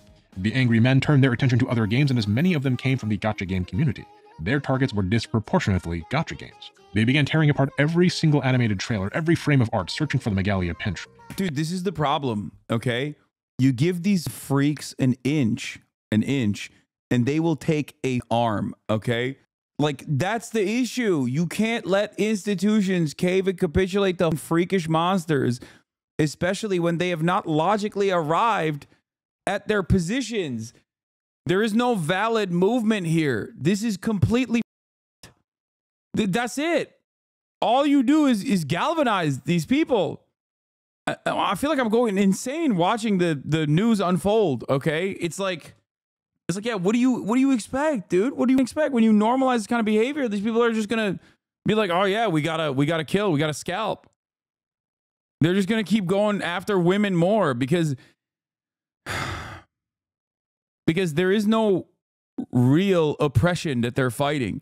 If there was a valid oppression that they were struggling against, once that oppression was tackled, then they would stop. That's usually how this works. That's why in the aftermath of the abolition of slavery, the violence did not come from newly freed black men and women.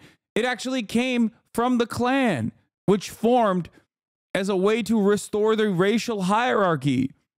Historically speaking, when the oppressed people actually overcome their oppression through violent struggle, okay, they don't reinforce a new dynamic or a new hierarchy of oppression. They're just like, okay, cool, now we're free. Like, that's it. Great. I love that.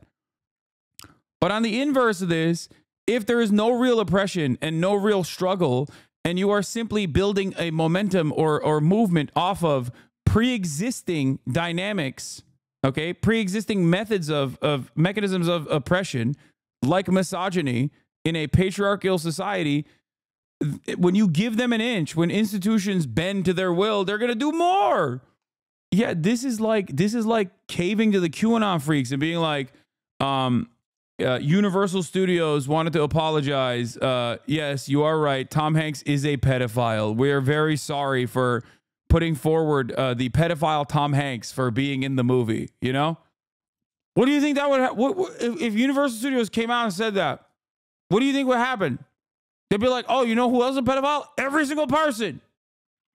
Look at this message board. We found even more pedophiles. And very naturally, they found many such pinches. The dev teams of those games were subjected to similar harassment until they too capitulated, editing or removing any instance of art with a possible finger pinch from the Korean version. That's so funny. They're like, every time, if you have a woman on screen, they have to do this. God forbid. Look at this. This is the way they branded it in Korea. Did this in League of Legends? Yeah, I saw. We already covered it briefly. Versions of their games, making concessions in order to avoid further harassment and violence. Some dev teams, such as the one at NeoWiz's Brown Dust 2, even acted preemptively, removing any art that could even potentially resemble the Megalian Sea before negative attention found them. I know what most of you are thinking. This is insane. This is crazy. First, these men rioted over a wetsuit, and now they're forcing dev team after dev team, corporation after corporation to apologize and capitulate over anything even vaguely resembling an index finger and thumb forming a C. A position. No, man, this is not masculinity being volatile. You're wrong. This is 100% like a completely dystopian society. It's a powder keg. Also, the Pope strikes again. He's doing the pinch and he's Hamas. I'm telling you, dude, this only happens if people don't have. I mean, there's so many different factors at play here, but singling out like the volatility of masculinity is incorrect. There's plenty of masculine societies where it doesn't get to this level at all. There's plenty of toxic masculine societies. America has toxic masculinity. America, much like most of the world, is a patriarchal society. This level of this is mania. You have to look at the underlying material issues. Which, need I remind you, is the resting position of the hand and is thereby virtually unavoidable.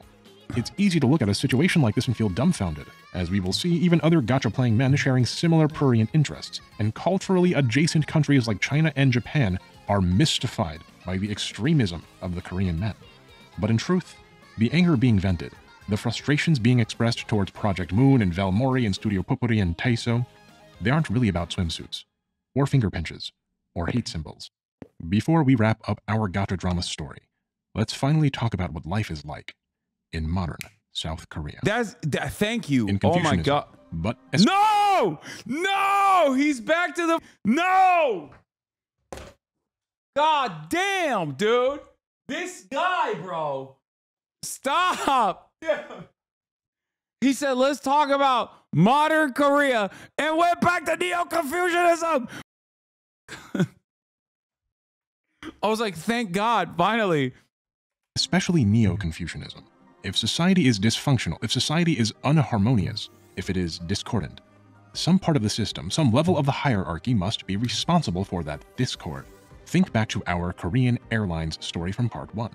If the glide slope instrument is broken, it must be a GI on the ground who is responsible.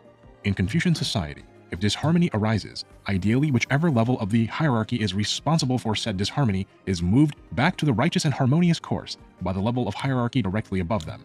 Employees are corrected by their bosses, children by their parents. So is Confucianism paired up with patriarchy? Is that what it is? So like women are inherently the lower rank than men. So these guys are all just blaming the women in the caste system because women technically are, underneath them in the caste system. Is that what it is? If the higher level fails at doing that, the level above them then has the responsibility to take over. If each layer continues to fail, eventually the emperor steers the entire ship of society in the direction that can bring it back to harmony and order, hopefully integrating any necessary social change in the process. But in an extremely Neo-Confucian state, a status quo can emerge which so strongly emphasizes harmony and order that it rejects social change, causing society to stay. We wanted one question answered, but we're going to leave with a minor in Korean gender studies. Yeah, no ethnic minorities to blame, so they target women instead. Yeah, I guess. America is so Confucianist in the way that they look for a permanent underclass that they can blame. Stagnate. When the top of the hierarchy is especially... It is kind of like American white supremacy. ...bureaucratic or incompetent or corrupt or self-serving, disorder gets enveloped by obfuscation, and the underlying problems never get fixed. The problem becomes enveloped, mired in nonsense and misinformation, and moving goalposts and bureaucracy. At the end of all the fighting and mess, social harmony is pulled back into its place without the requisite social change, such that the underlying issues do not get solved. This behavior goes down the ladder from the top. The top of the hierarchy does this to the middle, and the middle does this to the bottom. We clearly need to import more American soldiers to take the pressure off Korean women. Brother, I'm not lying to you when I say this. That is how they got here, okay?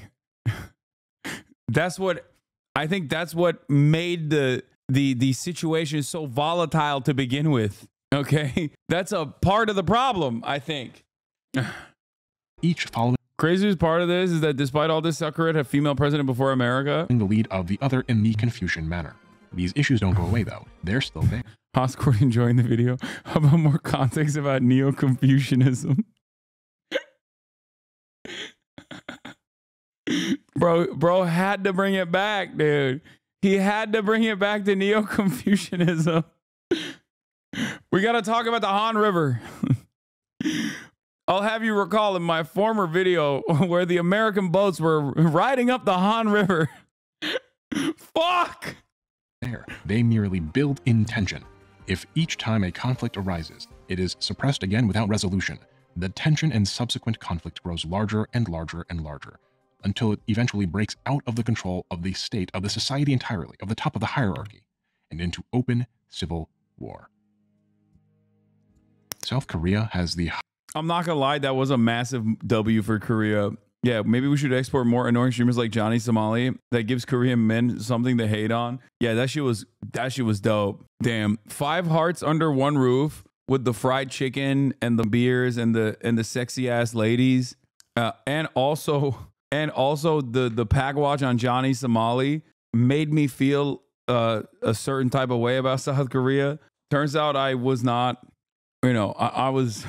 I apologize to the Korean women. I did not know shit was like that. I thought I had a grasp on how shit was. It turns out it's so much worse. With every single time I learn things about like the gender wars in Korea, I'm shocked. It's like learning about stuff that Israel does, where your immediate reaction is like, come on, that's like anti-Semitic. Like you're being you just lied. You just made that up and you're like, oh my God, that's a real thing that Israel is doing. What the holy shit. This is what it feels like learning more and more about South Korea and and the gender wars that exist there. Didn't you say you want to be deported there yesterday? I mean, I am a man, so I don't think it would be that bad for me in particular. Let's be real. You know what I mean? I'm not only a man, but I also have a small head and broad shoulders, which I hear, like I said, is a delicacy in South Korea. So aim Korean men at libertarian guys. Yeah. It wasn't until you made that hand sign in the camera. What are they going to do? Beat me? Like, I'm sorry, but I feel like any Korean man who already has like a healthy enough lifestyle that, you know, goes out and works out and shit is not going to be pissed off by this. Okay.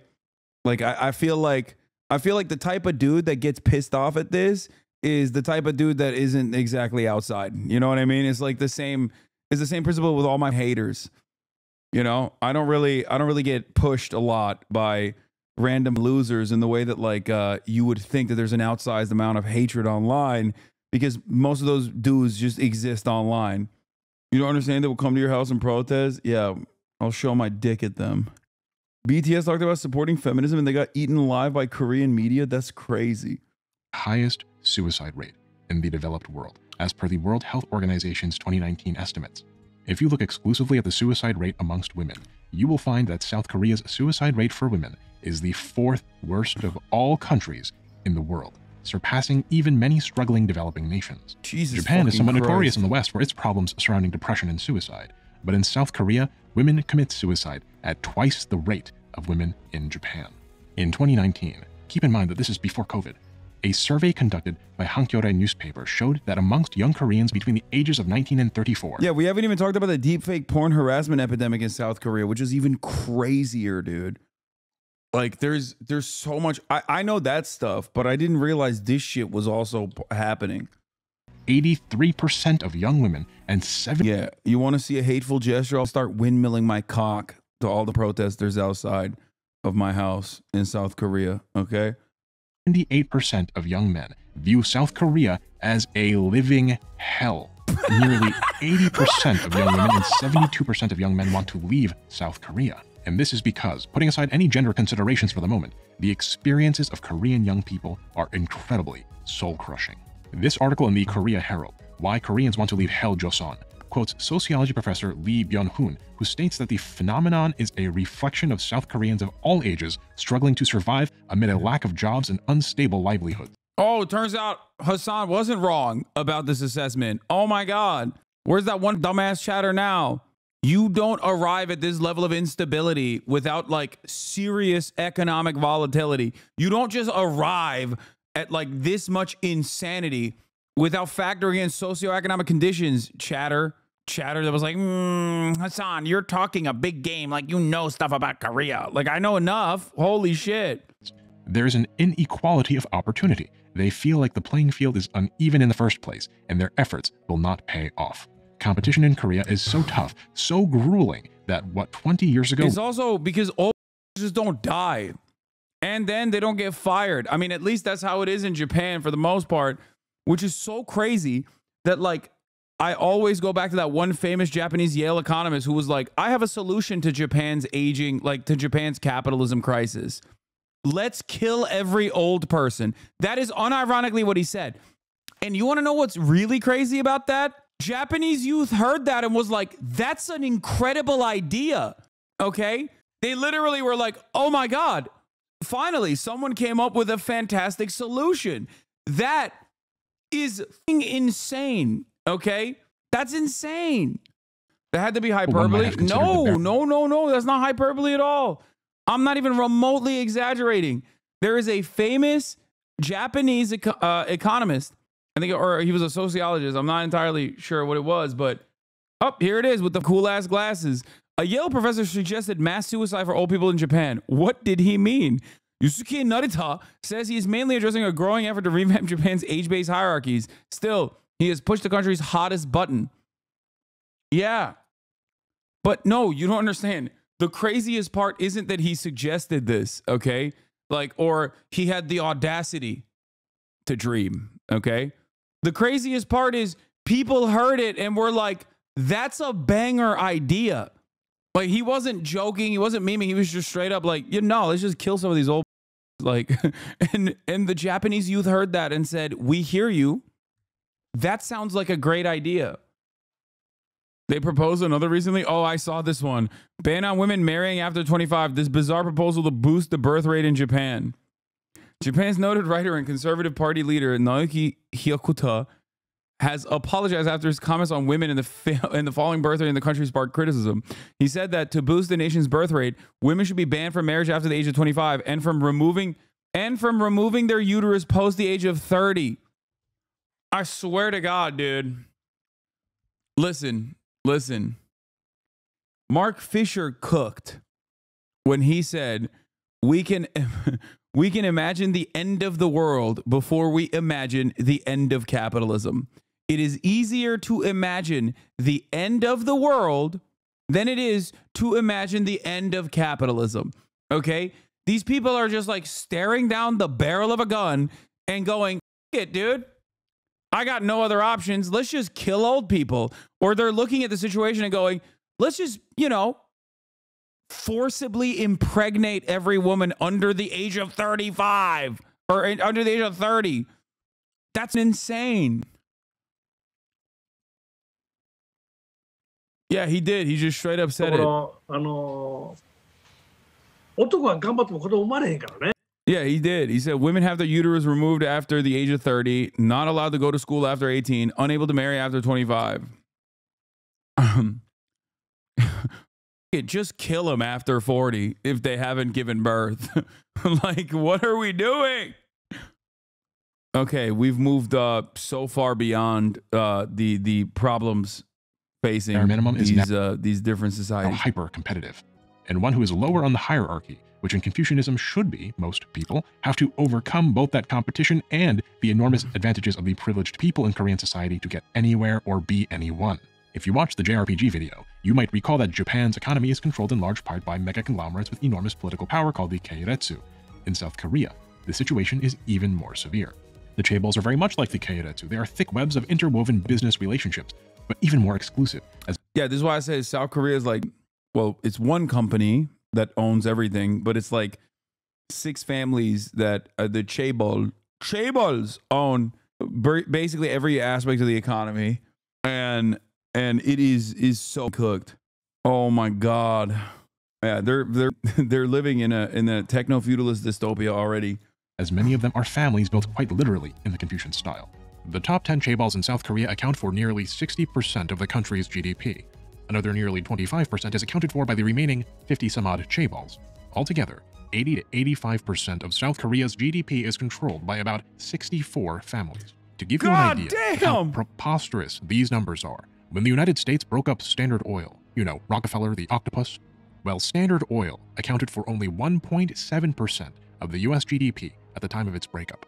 In 2022, Samsung's revenue by itself was a little over 20% of South Korea's GDP. The margin of error in the estimate is larger than Standard Oil's entire percentage, and in spite of the vast wealth here, the money is not trickling down. For most young people, there is simply not enough opportunity to go around, and the best that one can look forward to is to work at a chaebol, perhaps, and be treated like a wage slave. The system is untenable and unsustainable. You have to have the best grades, the most handsome or beautiful appearance, the most socially correct demeanor in order to compete for an ever... Oh yeah, I forgot about this. Okay, so remember what I talked about the aesthetic that is in Korean society earlier? Chat can correct me on this if I'm wrong. Wait, did the mic up? Hello. It went out. Is it still out? You can hear me, right? Oh my God, it went out for 1 second. You guys are making it seem like it was done. It was over. It's just done. You will never hear me ever again. Remember earlier we were talking about like plastic surgery and people's like how high like people's body standards are, and how high an emphasis they put on beauty standards and whatnot, and how crazy it is. Someone could correct me on this if I'm wrong. We need a historical context, dude. I will melt you. Okay, I will send you into orbit if you ask me about Confucianism one more time. Okay, we are not going to do 45 extra minutes on neo-Confucianism in South Korea. someone can correct me if I'm wrong in this, but I think in South Korea, you put your photo on your CV, right? Like they make you put your photo on your resume, right? I was shocked when I found out that, like, I think in Japan as well. That's so weird. Shrinking slice of the pie. The common people are desperate. As we've seen, prior governments have promised crackdowns on the chaebols, have promised economic reform which never materialized in a meaningful way due to how deeply the chaebols have sunk their roots into the South Korean political apparatus. Attempting to so much as touch those roots has had massive economic consequences, and meaningfully disarming the chaebols. Low-key, that shit would have helped me, honestly, because people see the name and they probably are like, you know, very racist towards it. But if they saw that I was like at least white looking, they probably would have been like, all right, he's probably one of the good ones. He's not one of the Mohammedan. Chat said, important context, Neo-Confucian Ethics and Metaphysics by Brian Van Norden. Yeah, let's watch this for an hour. Chaebols at this point could hoist all of South Korean society along with them. Worse yet, consider Korea's problem with age. Remember what I said in part 1 about how hierarchy is powerfully determined by your age? How you'll be asked how old you are to determine where you belong in the pecking order? Have you ever worked in a company where 3 managers are in charge of micromanaging 1 employee? Well, young Koreans don't just have to put up with that dynamic at work, they have to endure it in every facet of their lives. Korea has fewer and fewer young people and an enormous elderly population that places massive expectations, often in conflicting ways, on young men and young women. Expectations that are impossible to meet given the current economic realities of South Korea and the governmental capture of the chaebols, endlessly siphoning the nation's wealth away from the populace and into exclusive, powerful chaebol families or corrupt politicians. And these young people must now also balance the cost of an aging society against their own limited avenues for opportunity or self-realization. Korean young people then have been thrust into an impossible situation. Their incredibly Confucianist society has been captured by the chaebols, an immortal emperor with roots that dig down very deep into each level of the hierarchy. Young people are fiercely competing with each other over ever-decreasing opportunity. They are becoming increasingly desperate, and the problems they face are incredibly difficult to even understand, never mind change, obfuscated as they are in that confusion. Turns out it's not even crazy that Ming Ming was working at a coffee shop, dude. Like, at first I was like, come on, what kind of idol would work at a coffee shop? Turns out, vindicated, you know? 5 Hearts Under One Roof, vindicated once again. It's just a documentary about real Korean existence. They are miserable, and the misery in their lives seems completely outside of their control. With this general primer on the experiences of young people in South Korea, let us also now break down what life is like for each gender in this gender war, armed as we are now with the context necessary to understand just how serious and deeply rooted these problems truly are. It's hard to be a man in Korea, but doubly so to be a young man. Society places enormous expectations upon you, and if you fail to live up to them, you are treated not as a human being with dreams and aspirations and hopes, but as a disgrace, a black sheep, a monster. The generations immediately before you managed to live up to expectations because expectations were both much lower than, and many of them experienced Korea's economic miracle. They experienced unparalleled growth, and so their— Yeah, brother, I wonder how that happened. And I wonder why America was able to overcome this exact same population Christmas tree turned into a upside down pyramid. Perhaps the one group of people in the millions that we're routinely shitting on have something to do with that. I don't know. Expectations are both higher, and they were able themselves to carry the expectations of Korea's ultra-Confucianist demands upon their backs. But you are stuck in an era of stagnation. You are one cog in an enormous machine competing against countless other cogs for a pittance of coin, and ambitiously, a shred of respect, of self-worth, of belonging. But instead of respect, you are awarded with disrespect for your efforts, disrespect from your elders, disrespect from your peers, disrespect even from your subordinates. Every year, hundreds of thousands of Korean young men like yourself are conscripted against their will into the military. If you choose not to serve, you might face jail time. Future employers might refuse to hire you if they see you didn't do your time in the military. These 2 years are treated less like actual time in the military and more like a hazing ritual, cruel and grueling for absolutely no good reason. Once you get out of the military, you then have to return to civilian life and find jobs that can support a whole family on your own. You have to run the gauntlet and wear the suits and suffer the indignity of slave-like labor. And that's the best case scenario for you if you aren't born into a position of privilege. If you aren't born into such a position of privilege, where you can't leverage your family's resources or prestige or network, then you must carry all of these expectations as well as a 10-ton weight of societal Wow, it's a good thing we don't do this. I mean, we do this in many respects, but you have to understand, like, it's much more dire. I think the income inequality, economic inequality, income inequality is much more dire. And also on top of that, they have mandatory conscription. It's just like in America, the neoliberal beacon of prosperity, there's always the fallacy of choice here. Okay, it's hellish. It's a nightmare scenario. And we have a lot of people that we, put in our crosshairs. We have other enemies, other societal villains that we can always point to look down upon and push aside. We do it on the virtue of white supremacy in many instances. And I think that there is like a finite amount of bigotry that everyone has. It's like the Trump battery phenomena, right? We only have only so much bigotry that we can focus on at any given moment. So our bigotry spectrum in a nation full of immigrants and in a nation where people talk about trans issues, gay issues, yada, yada, yada, is maybe a little bit more focused on all these other subgroups instead of just women. It seems like in South Korea, they've well defined their anger and frustration directly towards just women in general. Whereas we're too racist to be as misogynistic, if that makes sense. We're too xenophobic. We're too racist. We're too Islamophobic. We're too homophobic to also hyper focus on women.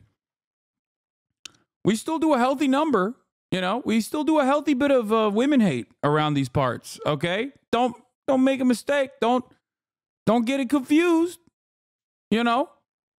Some more than others, but I would say that our bigotry is spread too thin, like a real jack of all trades, master of none type situation. Whereas I think the Korean men have specced into radical misogyny, and they have become expert, tier one operators of being misogynistic. So much so that they're now talking about misandry.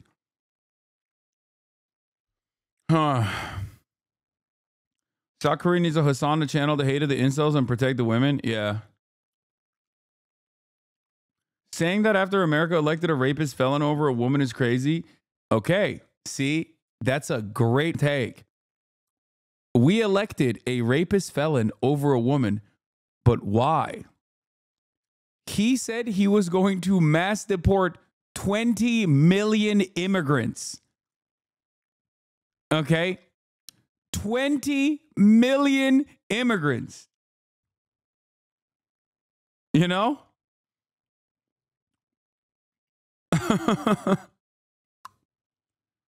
think if South Korea did an Israel type thing where they start conscripting women too, would that alleviate the gender war? Because for all of its crimes, the apartheid state doesn't have a gender war issue. Maybe. Probably not, though. Because I think the incels that also simultaneously want women to be conscripted, because I've heard that before, would probably be like, bitches can't fight, dude. These broads, they can't fight. Israel does have a rape war issue. Yeah, that is also true. There's Israel has its own version of gender war shit. Shame at having not been able to succeed.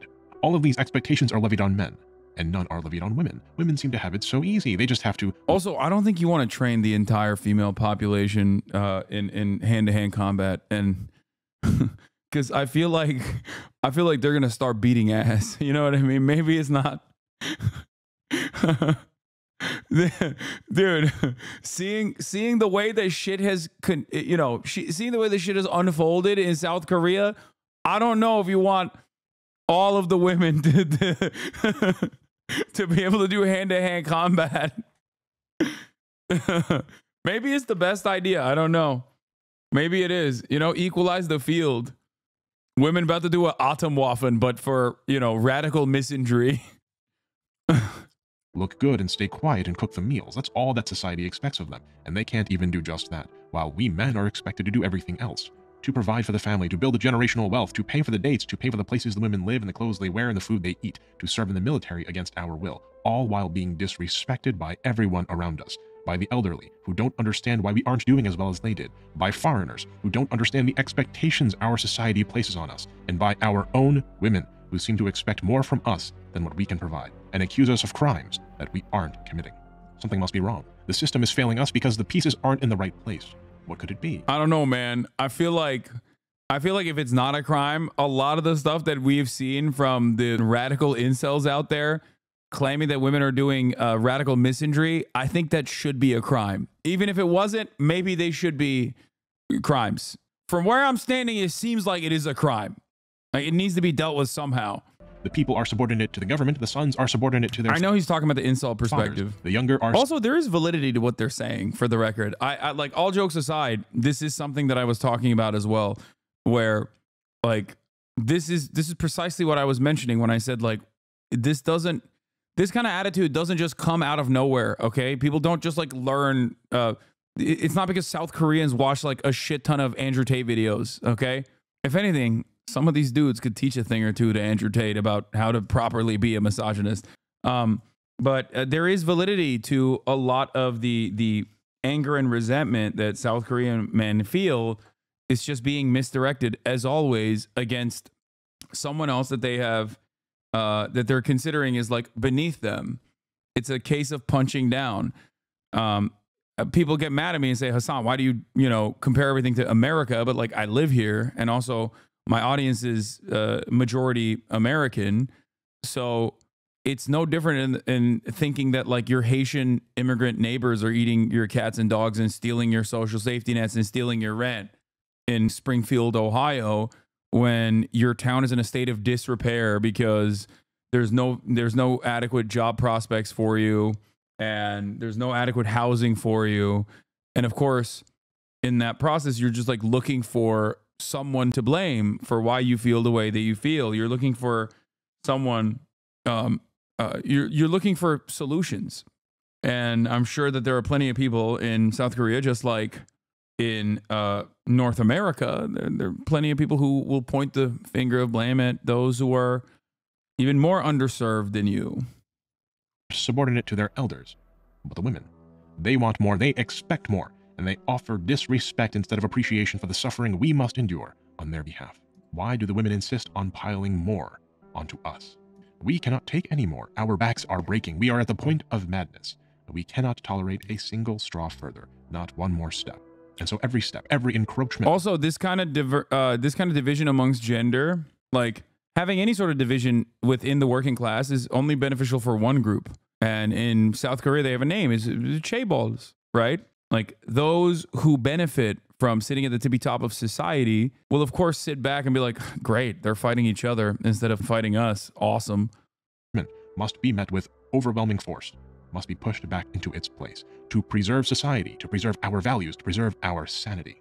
It's not really about a wetsuit or anything else. It's about Twitter girls who don't even play the game having more say over its art and character development than we do, when we are the ones playing the games and contributing the funds, and not them. It's about being made subordinate to the whims of women, even in our male safe spaces.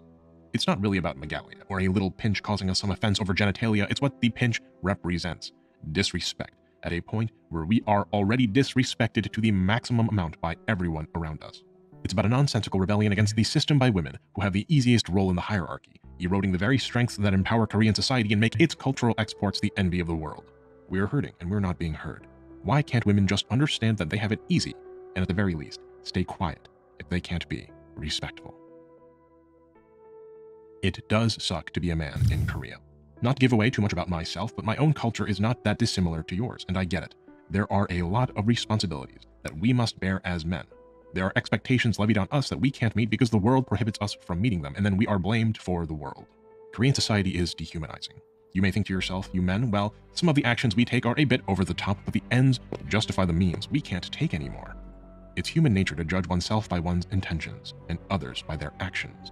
When we see a woman protesting the art of a game they don't even play, or sneaking offensive hand gestures into art, we see their extremist actions. When we invade the offices of a developer, when we go after an artist on Twitter, we judge ourselves by our intentions. Sure, the artist is the wrong artist, but she's still a feminist, and our intentions matter, not our actions. I want you just for a moment to join me and look at the intentions of the young women in your society.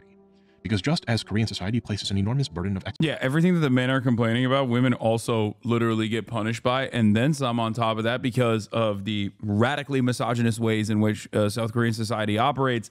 The only major difference is that they don't have to serve in the military. That's it. But there's plenty of unrestricted oppression that they have to deal with. I assume that there's a lot of like caretaking as well within Korean culture there's a lot of physical standards that like both men and women have to subscribe to, from what I understand. But I'm sure that it's probably worse for women regardless. Like the societal standards placed upon women and the importance of like how women have to look is universally under patriarchy going to be much more rigorous. And also on top of that, you have to, take care of the children, take care of your parents. That's another thing that, from what I understand, is a big problem. Kamala Harris talked about this. She called it the sandwich generation, but it is true, especially in Korea, where I think you have to make sure that you're taking care of your in-laws and shit. Yeah. Expectations upon you, the men. Your women also suffer from expectations, ones that you might not even be aware of. This video, by the way, context and all, turned into an absolute banger. Okay, this video is incredible.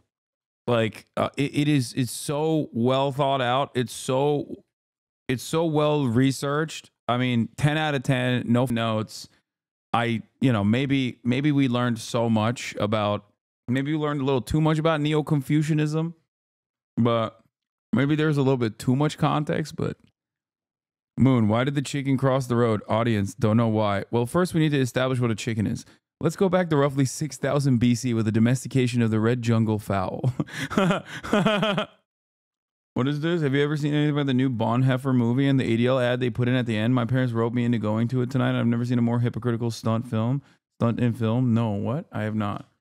I have no idea what that is. You say Korean girls have it easy because they don't have to make money, as that's the man's job. Well, they'd like to. But that itself is also a societal expectation that many of these women are trying to break free of. In South Korea, labor force participation by women is nearly the lowest among OECD countries. But the gender pay gap in South Korea is not amongst the worst. It is the actual worst amongst all OECD countries. Duke University's Journal of Korean Studies reports that in Korea, in 2020, the median earnings of women working full-time was 32% lower than men's, which is a much larger gap than the OECD average of 12.5%. Women in Korea hold only 10% of managerial positions in the private sector, when the average for OECD countries is 30%. And perhaps most seriously of all, a disproportionately high number of women work in precarious jobs that pay low wages and provide few employee benefits, little job security, and limited labor rights, which you've seen firsthand as a result of your protests. When the women except for Gran, my goat, my queen, test your treatment of Velmori or Peso, they aren't protesting a swimsuit or a hand signal either. They want the opportunity to work and receive equal pay and work in jobs that aren't so-called precarious jobs with low wages and limited labor rights. They want to be artists and developers without fear. They want to be able to engage in the same free speech that you do without being fired or forcibly resigned or harassed. Actions and intentions. And ultimately, the end result is if the women are allowed to work and have labor protections and have a better, fairer wage, your burden, your expectations become lighter because you no longer have to be the sole breadwinner. You don't have to be the one that always gets a high-paying job to cover the cost of two people because now the women can also get a job, and you can have two medium-paying jobs, reducing the burden on everyone. But I know it's not that simple. That's not really a solution at all, is it? What good is having two jobs if everyone still suffers? There are greater, far more insidious, systematic problems, socio-economic problems, that are at the core of what South Korea is, built into the country from the moment of its inception.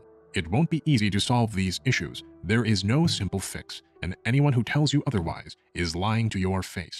But if there is a way to solve these issues, if there is some way to overcome these problems, you will have to do it together. Both of you have the same intentions, to lower the burdens of expectation that society places on you, and to reassert some control. Yeah, he's gonna be like, you have to kill the old. South Korean men and women under a certain age have to get together and finally do the deed. Just like the suggestion in Japan.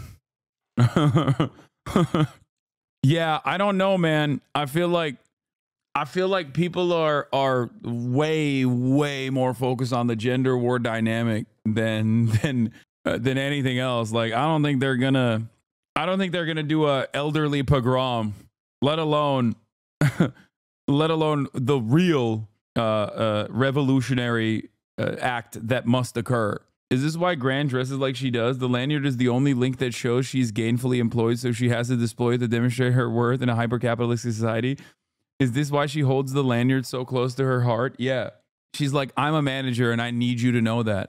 And she's actually in that, it's a revolutionary act where she's actually taking advantage of the misogynistic tendencies of men to make them hyper-focus on her bodacious boobs, but only in an effort to reinforce her class position. That's it. Over your lives. To have the liberty to be people with meaningful relationships and economic security and families, instead of being cogs in a machine that produces for others that which you cannot have for yourselves. In a survey conducted by Pew Research in 2016, it was found that about 7% of American women have received cosmetic surgery. The percentage of American women who have had cosmetic surgery between the ages of 18 and 29 was only 3%. In a similar survey conducted by Gallup Korea in 2015, it was found that 1 in 3 Korean women between the ages of 19 and 29 have had cosmetic surgery. Why is this the case? Korean women are very naturally beautiful. You Korean men, more than anyone, know this to be true. You the men didn't ask this of the women, just as they didn't ask you to take the responsibility of being the sole breadwinners. You don't even want them to get cosmetic surgery or have to wear makeup. You think they're lovely just as they are. And they'd love to just be themselves and thereby be able to also lower their standards and reduce the— Bro, that shit is crazy, dude. Those percentages are wild, wild, wild, wild, wild. It's a common practice to give double eyelid surgery to women when they turn 18 is crazy. To be fair, it's a lot cheaper in Korea than in America. Dude, it's not just chatter. You think the only hurdle to clear is finances? Like, what are you, crazy? There's obviously it's a lot more normalized, dude. What the pressure of being perfectly beautiful for everyone. There is so much that the so-called male chauvinists and so-called radical feminists agree on. For example, there's been a big deal made in Korea about illegal cameras being placed in bathrooms. Women are angry that it happened and they want to hold the men accountable, and the men are angry that all of them are being painted as perverts, that some of them have received retaliatory bathroom recordings, and are thus being subjected to the scorn of angry women for the actions of a few deviants. Every reasonable person agrees that this behavior is wrong. It's wrong for women to do to men, it's wrong for men to do to women, and in a reasonable society, the solution should be to work towards the elimination of all illegal bathroom cameras instead of making it about gender conflict. Likewise for our gacha drama. Even the Chinese and Japanese gacha communities scratch their heads at the behavior of Koreans when they get angry at swimsuit skins or little pinches appearing in art. And they, like you perhaps, ask themselves, why is this behavior so irrational? As we've seen, South Korea is a society that is both deeply hierarchical and socially dysfunctional. One is taught that they have power over those below them. Oh, we're back, bro. We're back. Give me the Confucianism right now, dude. Context time. The hierarchy, and that if society has disharmony, they should look beneath them in the hierarchy and try to correct the problem. The captain chastises the first officer who chastises the GI on the ground. The chaebols squeeze the government squeezes the middle class working dad beats his son, and the son beats his girlfriend. The angry girlfriend may even go one layer lower and lash out against the LGBT community. Each layer protests the— Oh my god, is that why the 4B movement is like, they're transphobic? So who does the gay Korean shit on? You know, who does a trans Korean person shit on? Like, there's nobody left at that point, you know? Go home and Filipinos for some reason. Immigrants? Do they even have immigrants, dude? What percentage of Korea has... The poor treatment they receive from the layer above them. Each one seeks reform. The women seek equal rights from the men seek better treatment from society. Society demands a less corrupt government, and the government wishes to reform the chaebols. But each layer has determined that it is powerless to affect the trajectory of the layer above it, having experienced such firsthand. And so they do what they know how to do, what Neo-Confucianism has taught them, what has been drilled into their psyches. They punch down. This is the crux of the Korean gender war. This is the sad truth around which the entire edifice of this conflict is built. The chaebols rule Korea, and Korean livelihood depends on the continued existence and empowerment of the chaebols. They can control whomsoever they want, even government reformers, through bribes, corruption, or other manipulation. The experience for regular Korean people, and especially young people, is increasingly bitter. The young people, having lost hope in meaningful reform, desperately wish to escape Hell Joseon. Those who cannot physically escape will seek out other ways to mentally escape. They'll get super into movies or anime or books. They'll dedicate their lives to a new religious movement, or they'll obsess over their favorite pop stars, bread, and circuses. Or maybe, just maybe, if they're young men, they'll escape by playing gacha games. Games where the women are beautiful and fawn over them, where they can be powerful heroes and make a meaningful difference in a cruel, unfathomably hostile world. They can receive a glimpse, a taste of what society promises them, what they never seem to receive. I'd even argue that this is partially why Korean games are so grindy. In a society where it seems impossible to find self-worth, where young men are spent like fuel for the chaebol furnace, it feels nice to grind for something that takes effort and yields a reward, even if that reward is small and the effort is substantial. When that little bubble of escapism, that little mental haven is disrupted, even if that disruption isn't real, even if that disruption is just the outside world projecting a shadow onto the proverbial cave wall, the response is very severe. It's not necessarily about women. This puts a sinister undertone to Five Hearts Under One Roof. Excuse me. This is why Five Hearts Under One Roof is the solution, okay? Rights or skins or pinches, but about reasserting control over the very limited things these men actually feel they have control over. And the more control Korean society cedes to these angry men in this gacha gender war, the more control they crave. These young men, having lived their lives with so little control, so little agency, so little power, have both now a vent for their frustrations and an apparent enemy to blame for their suffering. This all seems like a bit of a stretch, Mooney, I can hear you say. Aren't you reaching a bit? Isn't it reductive to take all of the gender war issues going on and reduce the fault to just the insecurities of men and the hopeless state of South Korean society? That's not what I'm saying. The insecurity of men does play a major role, yes, but that insecurity has been very purposefully manipulated, very cynically directed. A house divided against itself cannot stand. A people divided against themselves cannot revolt. Let us finish our discussion of history then, and complete our understanding of the Korean gender war by giving you a glimpse into modern Korean politics. The president that came after Roh Moo-hyun, you will recall, was the former CEO of Hyundai Engineering and Construction, which nowadays has been absorbed by Hyundai Motor Group, the core of the many spin-off companies that together compose the complex web which constitutes the Hyundai chaebol. Lee Myung-bak was no political newcomer. He had served as the mayor of Seoul in 2002, and given Roh Moo-hyun's unpopularity at the time and the ongoing investigations into alleged corruption, Lee Myung-bak was able to take the presidency in a landslide. His platform was simple. He promised to reform and reinvigorate the economy, to strengthen relations with the United States, and to deal with North Korea.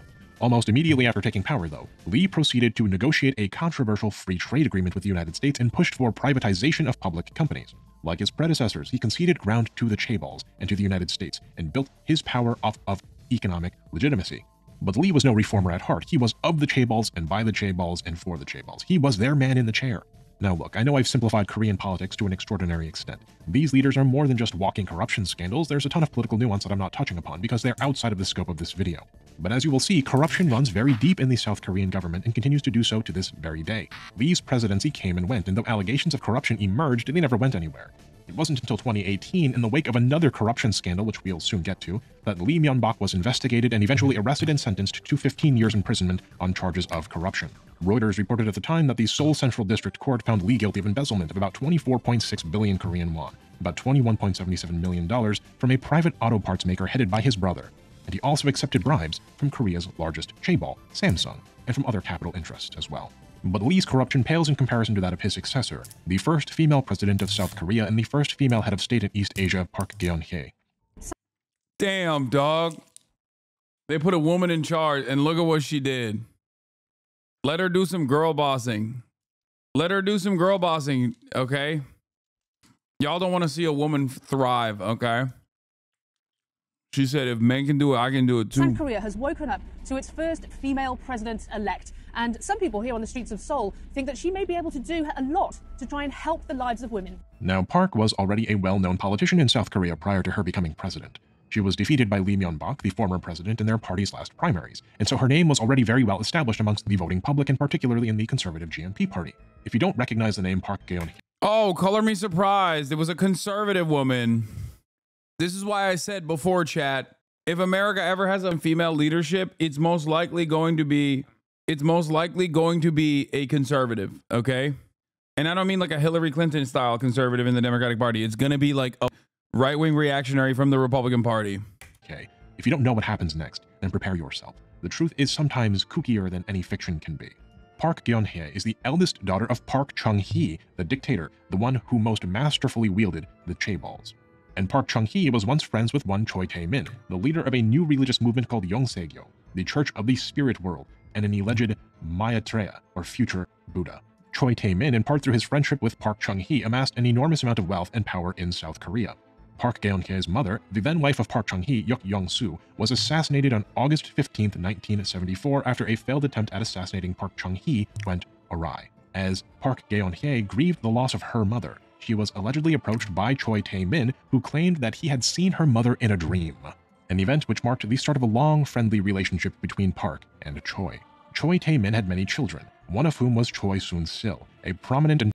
Yeah, she was in a cult while being president. Absolute insanity. No, it's not. It's the CIA. Dude, it quite literally is a cult that the CIA propped up. It exists in America too, and in Japan. Why do you think they've killed Shinzo Abe? Someone in the chat said, do you mean the CIA or the KCIA? Bitch, what do you think the KCIA is?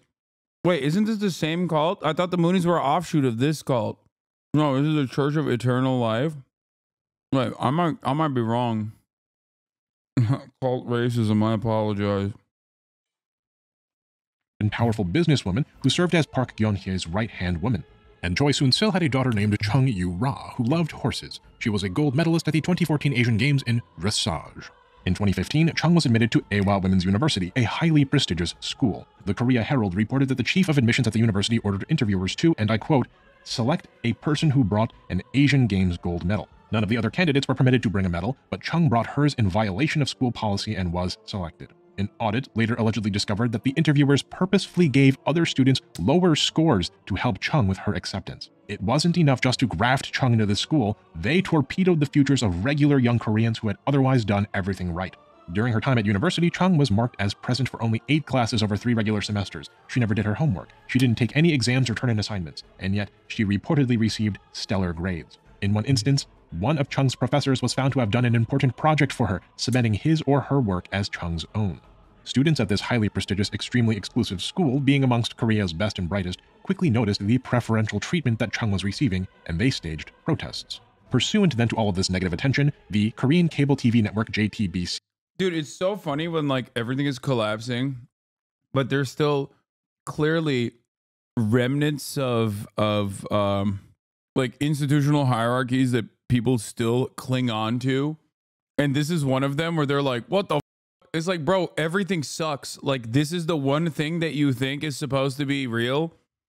I don't know. It's kind of like Americans thinking like sports is fair, you know, meritocracy in sports, and just like really clinging on to that as a principle, because literally everything is unfair and everything is fundamentally busted. But Americans still have this like firm and committed belief that like, no, actually you can overcome your material realities in the field of sports. Opened investigations into both Chun and her mother Choi Soon-sil. By sheer luck, JTBC obtained a discarded tablet once owned by Choi Soon-sil, and on this tablet, JTBC discovered drafts of 44 different speeches and other statements that President Park had made.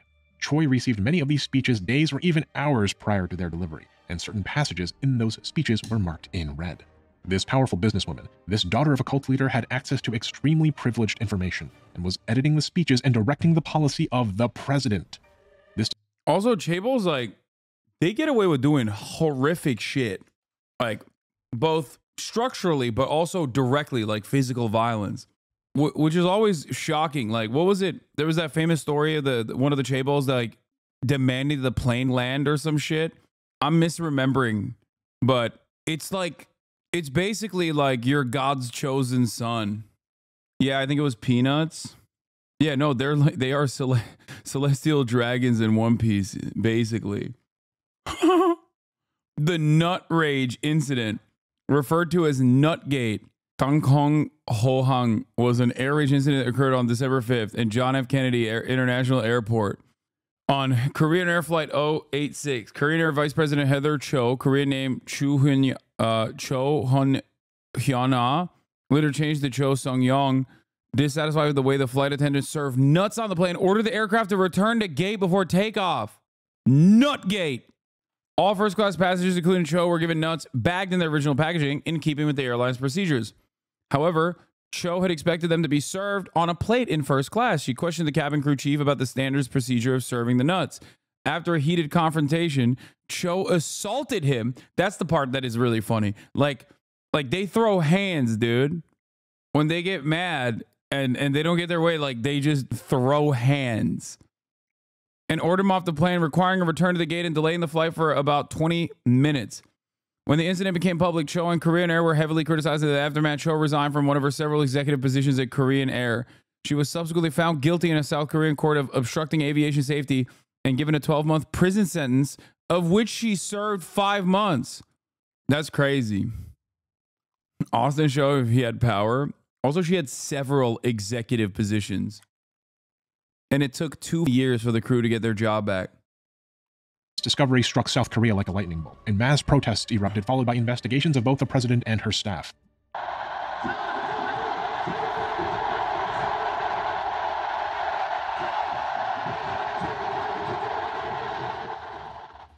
At the end of those investigations, a wide web of corruption was uncovered. A web so vast that we don't even have time to cover each instance of corruption in this video. Instead, we'll fast forward to the end. Park was successfully impeached, and both Choi and Park were brought before the Seoul Central District Court. Many of Park's associates, ranging from her personal aides to high-profile government officials to business tycoons, were jailed for corruption. Most notably, Shin Dong-bin, the chairman of the 5th largest chaebol in Korea, Lotte, was sentenced to 2.5 years in prison for offering a bribe of $6.5 million to Choi and Park. And Lee Jae-young, the then vice chairman, now executive chairman of the largest chaebol Samsung, was convicted of bribery, embezzlement, perjury, and other charges. Lee Jae-young had made payments of over $36 million to foundations owned by Choi, had given a prize horse and several $1 million to Choi's daughter as well. He did this in order to secure government support for a major restructuring of Samsung, which just so happened to allow Lee to become the head of Samsung later down the road. Park herself was convicted of abusing her power to extort money from companies. It's kind of wild that they still go to prison, though. Like, we don't do that shit in America. Are we even more cooked? Like, at least when there's enough public pressure, like, the Korean government's like, all right, you got to go to jail. Sorry. Like, who the f goes to jail in America, dude? Donald Trump wanted to make a pedophile the attorney general. What the f are we talking about? Companies, of unlawfully pressuring Hyundai to sign a deal with a company owned by Choi and forcing them to run ads for her company, of soliciting that bribe for $6.5 million by Lotte, of forcing a telecom company to hire a close friend of Choi's, of leaking 47 confidential presidential documents to Choi, of various bribes surrounding Samsung, of receiving bribes from the National Intelligence Service, the Korean equivalent of the CIA, and more. Choi was sentenced to 20 years in prison and a fine equivalent to $16.6 million US. Park was sentenced to 24 years in prison and a $16.6 million fine as well. Seems like a stunning victory for the Korean people, right? The corrupt president has been removed, the influence of the chaebols has been gouged out of the government, and now things will be better, won't they? The people are back at the top of the hierarchy now, aren't they? Well, no. I'm afraid not. The next president was Moon Jae-in. He came from the opposing political party and was not a conservative but a progressive. He ran on a platform of reforming the chaebols. He raised the minimum wage by more than 16%. He lowered the so-called maximum work week from 68 hours to 52 hours, which I will note for the record doesn't actually mean one only works for 52 hours a week. He was also in power when COVID-19 struck Korea, and his leadership is credited with substantially reducing the impact of the virus on Korea. But despite his attempts at economic reform, the chaebols were far too powerful. Although Moon himself managed to avoid allegations of corruption, members of his government, including his direct appointees, were not so fortunate. Consider Cho Kook, Moon's appointed Minister of Justice, who allegedly conducted illicit business activities and was sentenced to 2 years in prison for falsifying documents showing his son had completed a prestigious internship that he never actually did, and for forging his daughter. Dude, why are they always doing like low-level grift? Why is it always like related? What the I mean, I know that like in Korean society, like your school, your education is like really important for your future prospects, and then you have to like get into one of these big corporations. But it's kind of funny that it's like everyone's getting popped because they're interfering with school. God damn, just hire a better tutor. Like, what the The 11th richest person in the world might go to jail in America. Meet Gautam Adani, the Indian billionaire and business tycoon who was just charged with a massive bribery case in the US. Remember when I said, we don't do this to our guys? Your solution, your counter to that was, here, look at an Indian billionaire that we're going to prosecute and not actually throw in prison. Yeah, I'm sure Korea would be really ruthless towards some Japanese rich person as well if they had the opportunity. You know what I mean? Like, what the? Dude, Nutgate is so academic funny. Credentials. You tell me. How is the average Korean supposed to compete with behavior like this? Moon Jae-in became president on May 10th, 2017 and served until May 9th, 2022. On February 13, 2018, Shin Dong-bin, the head of Lotte, was sentenced to 30 months in prison pursuant to the bribe issued to Choi Soon-sil in exchange for licenses which will allow Lotte to operate duty-free stores. On October 5, 2018, a South Korean appeals court agreed to suspend his sentence to time already served, thus setting him free. He remains the CEO of Lotte to this very day. Yeah. That's the other funny part. They go to jail, but then they like still retain their position. That's so funny. Yeah, no, don't worry about it. Don't worry about it, big dog. You still got your job. That's so stupid, dude. Yeon, head of Samsung, was convicted on August 25, 2017 and sentenced to 5 years in prison. He was let out on parole by the Seoul High Court, pursuant to a suspended sentence after just 11 months. The Supreme Court reviewed the case and remanded it to the High Court in 2019, and Lee was sent back to jail briefly following a retrial. Yet he would be released again on parole shortly thereafter.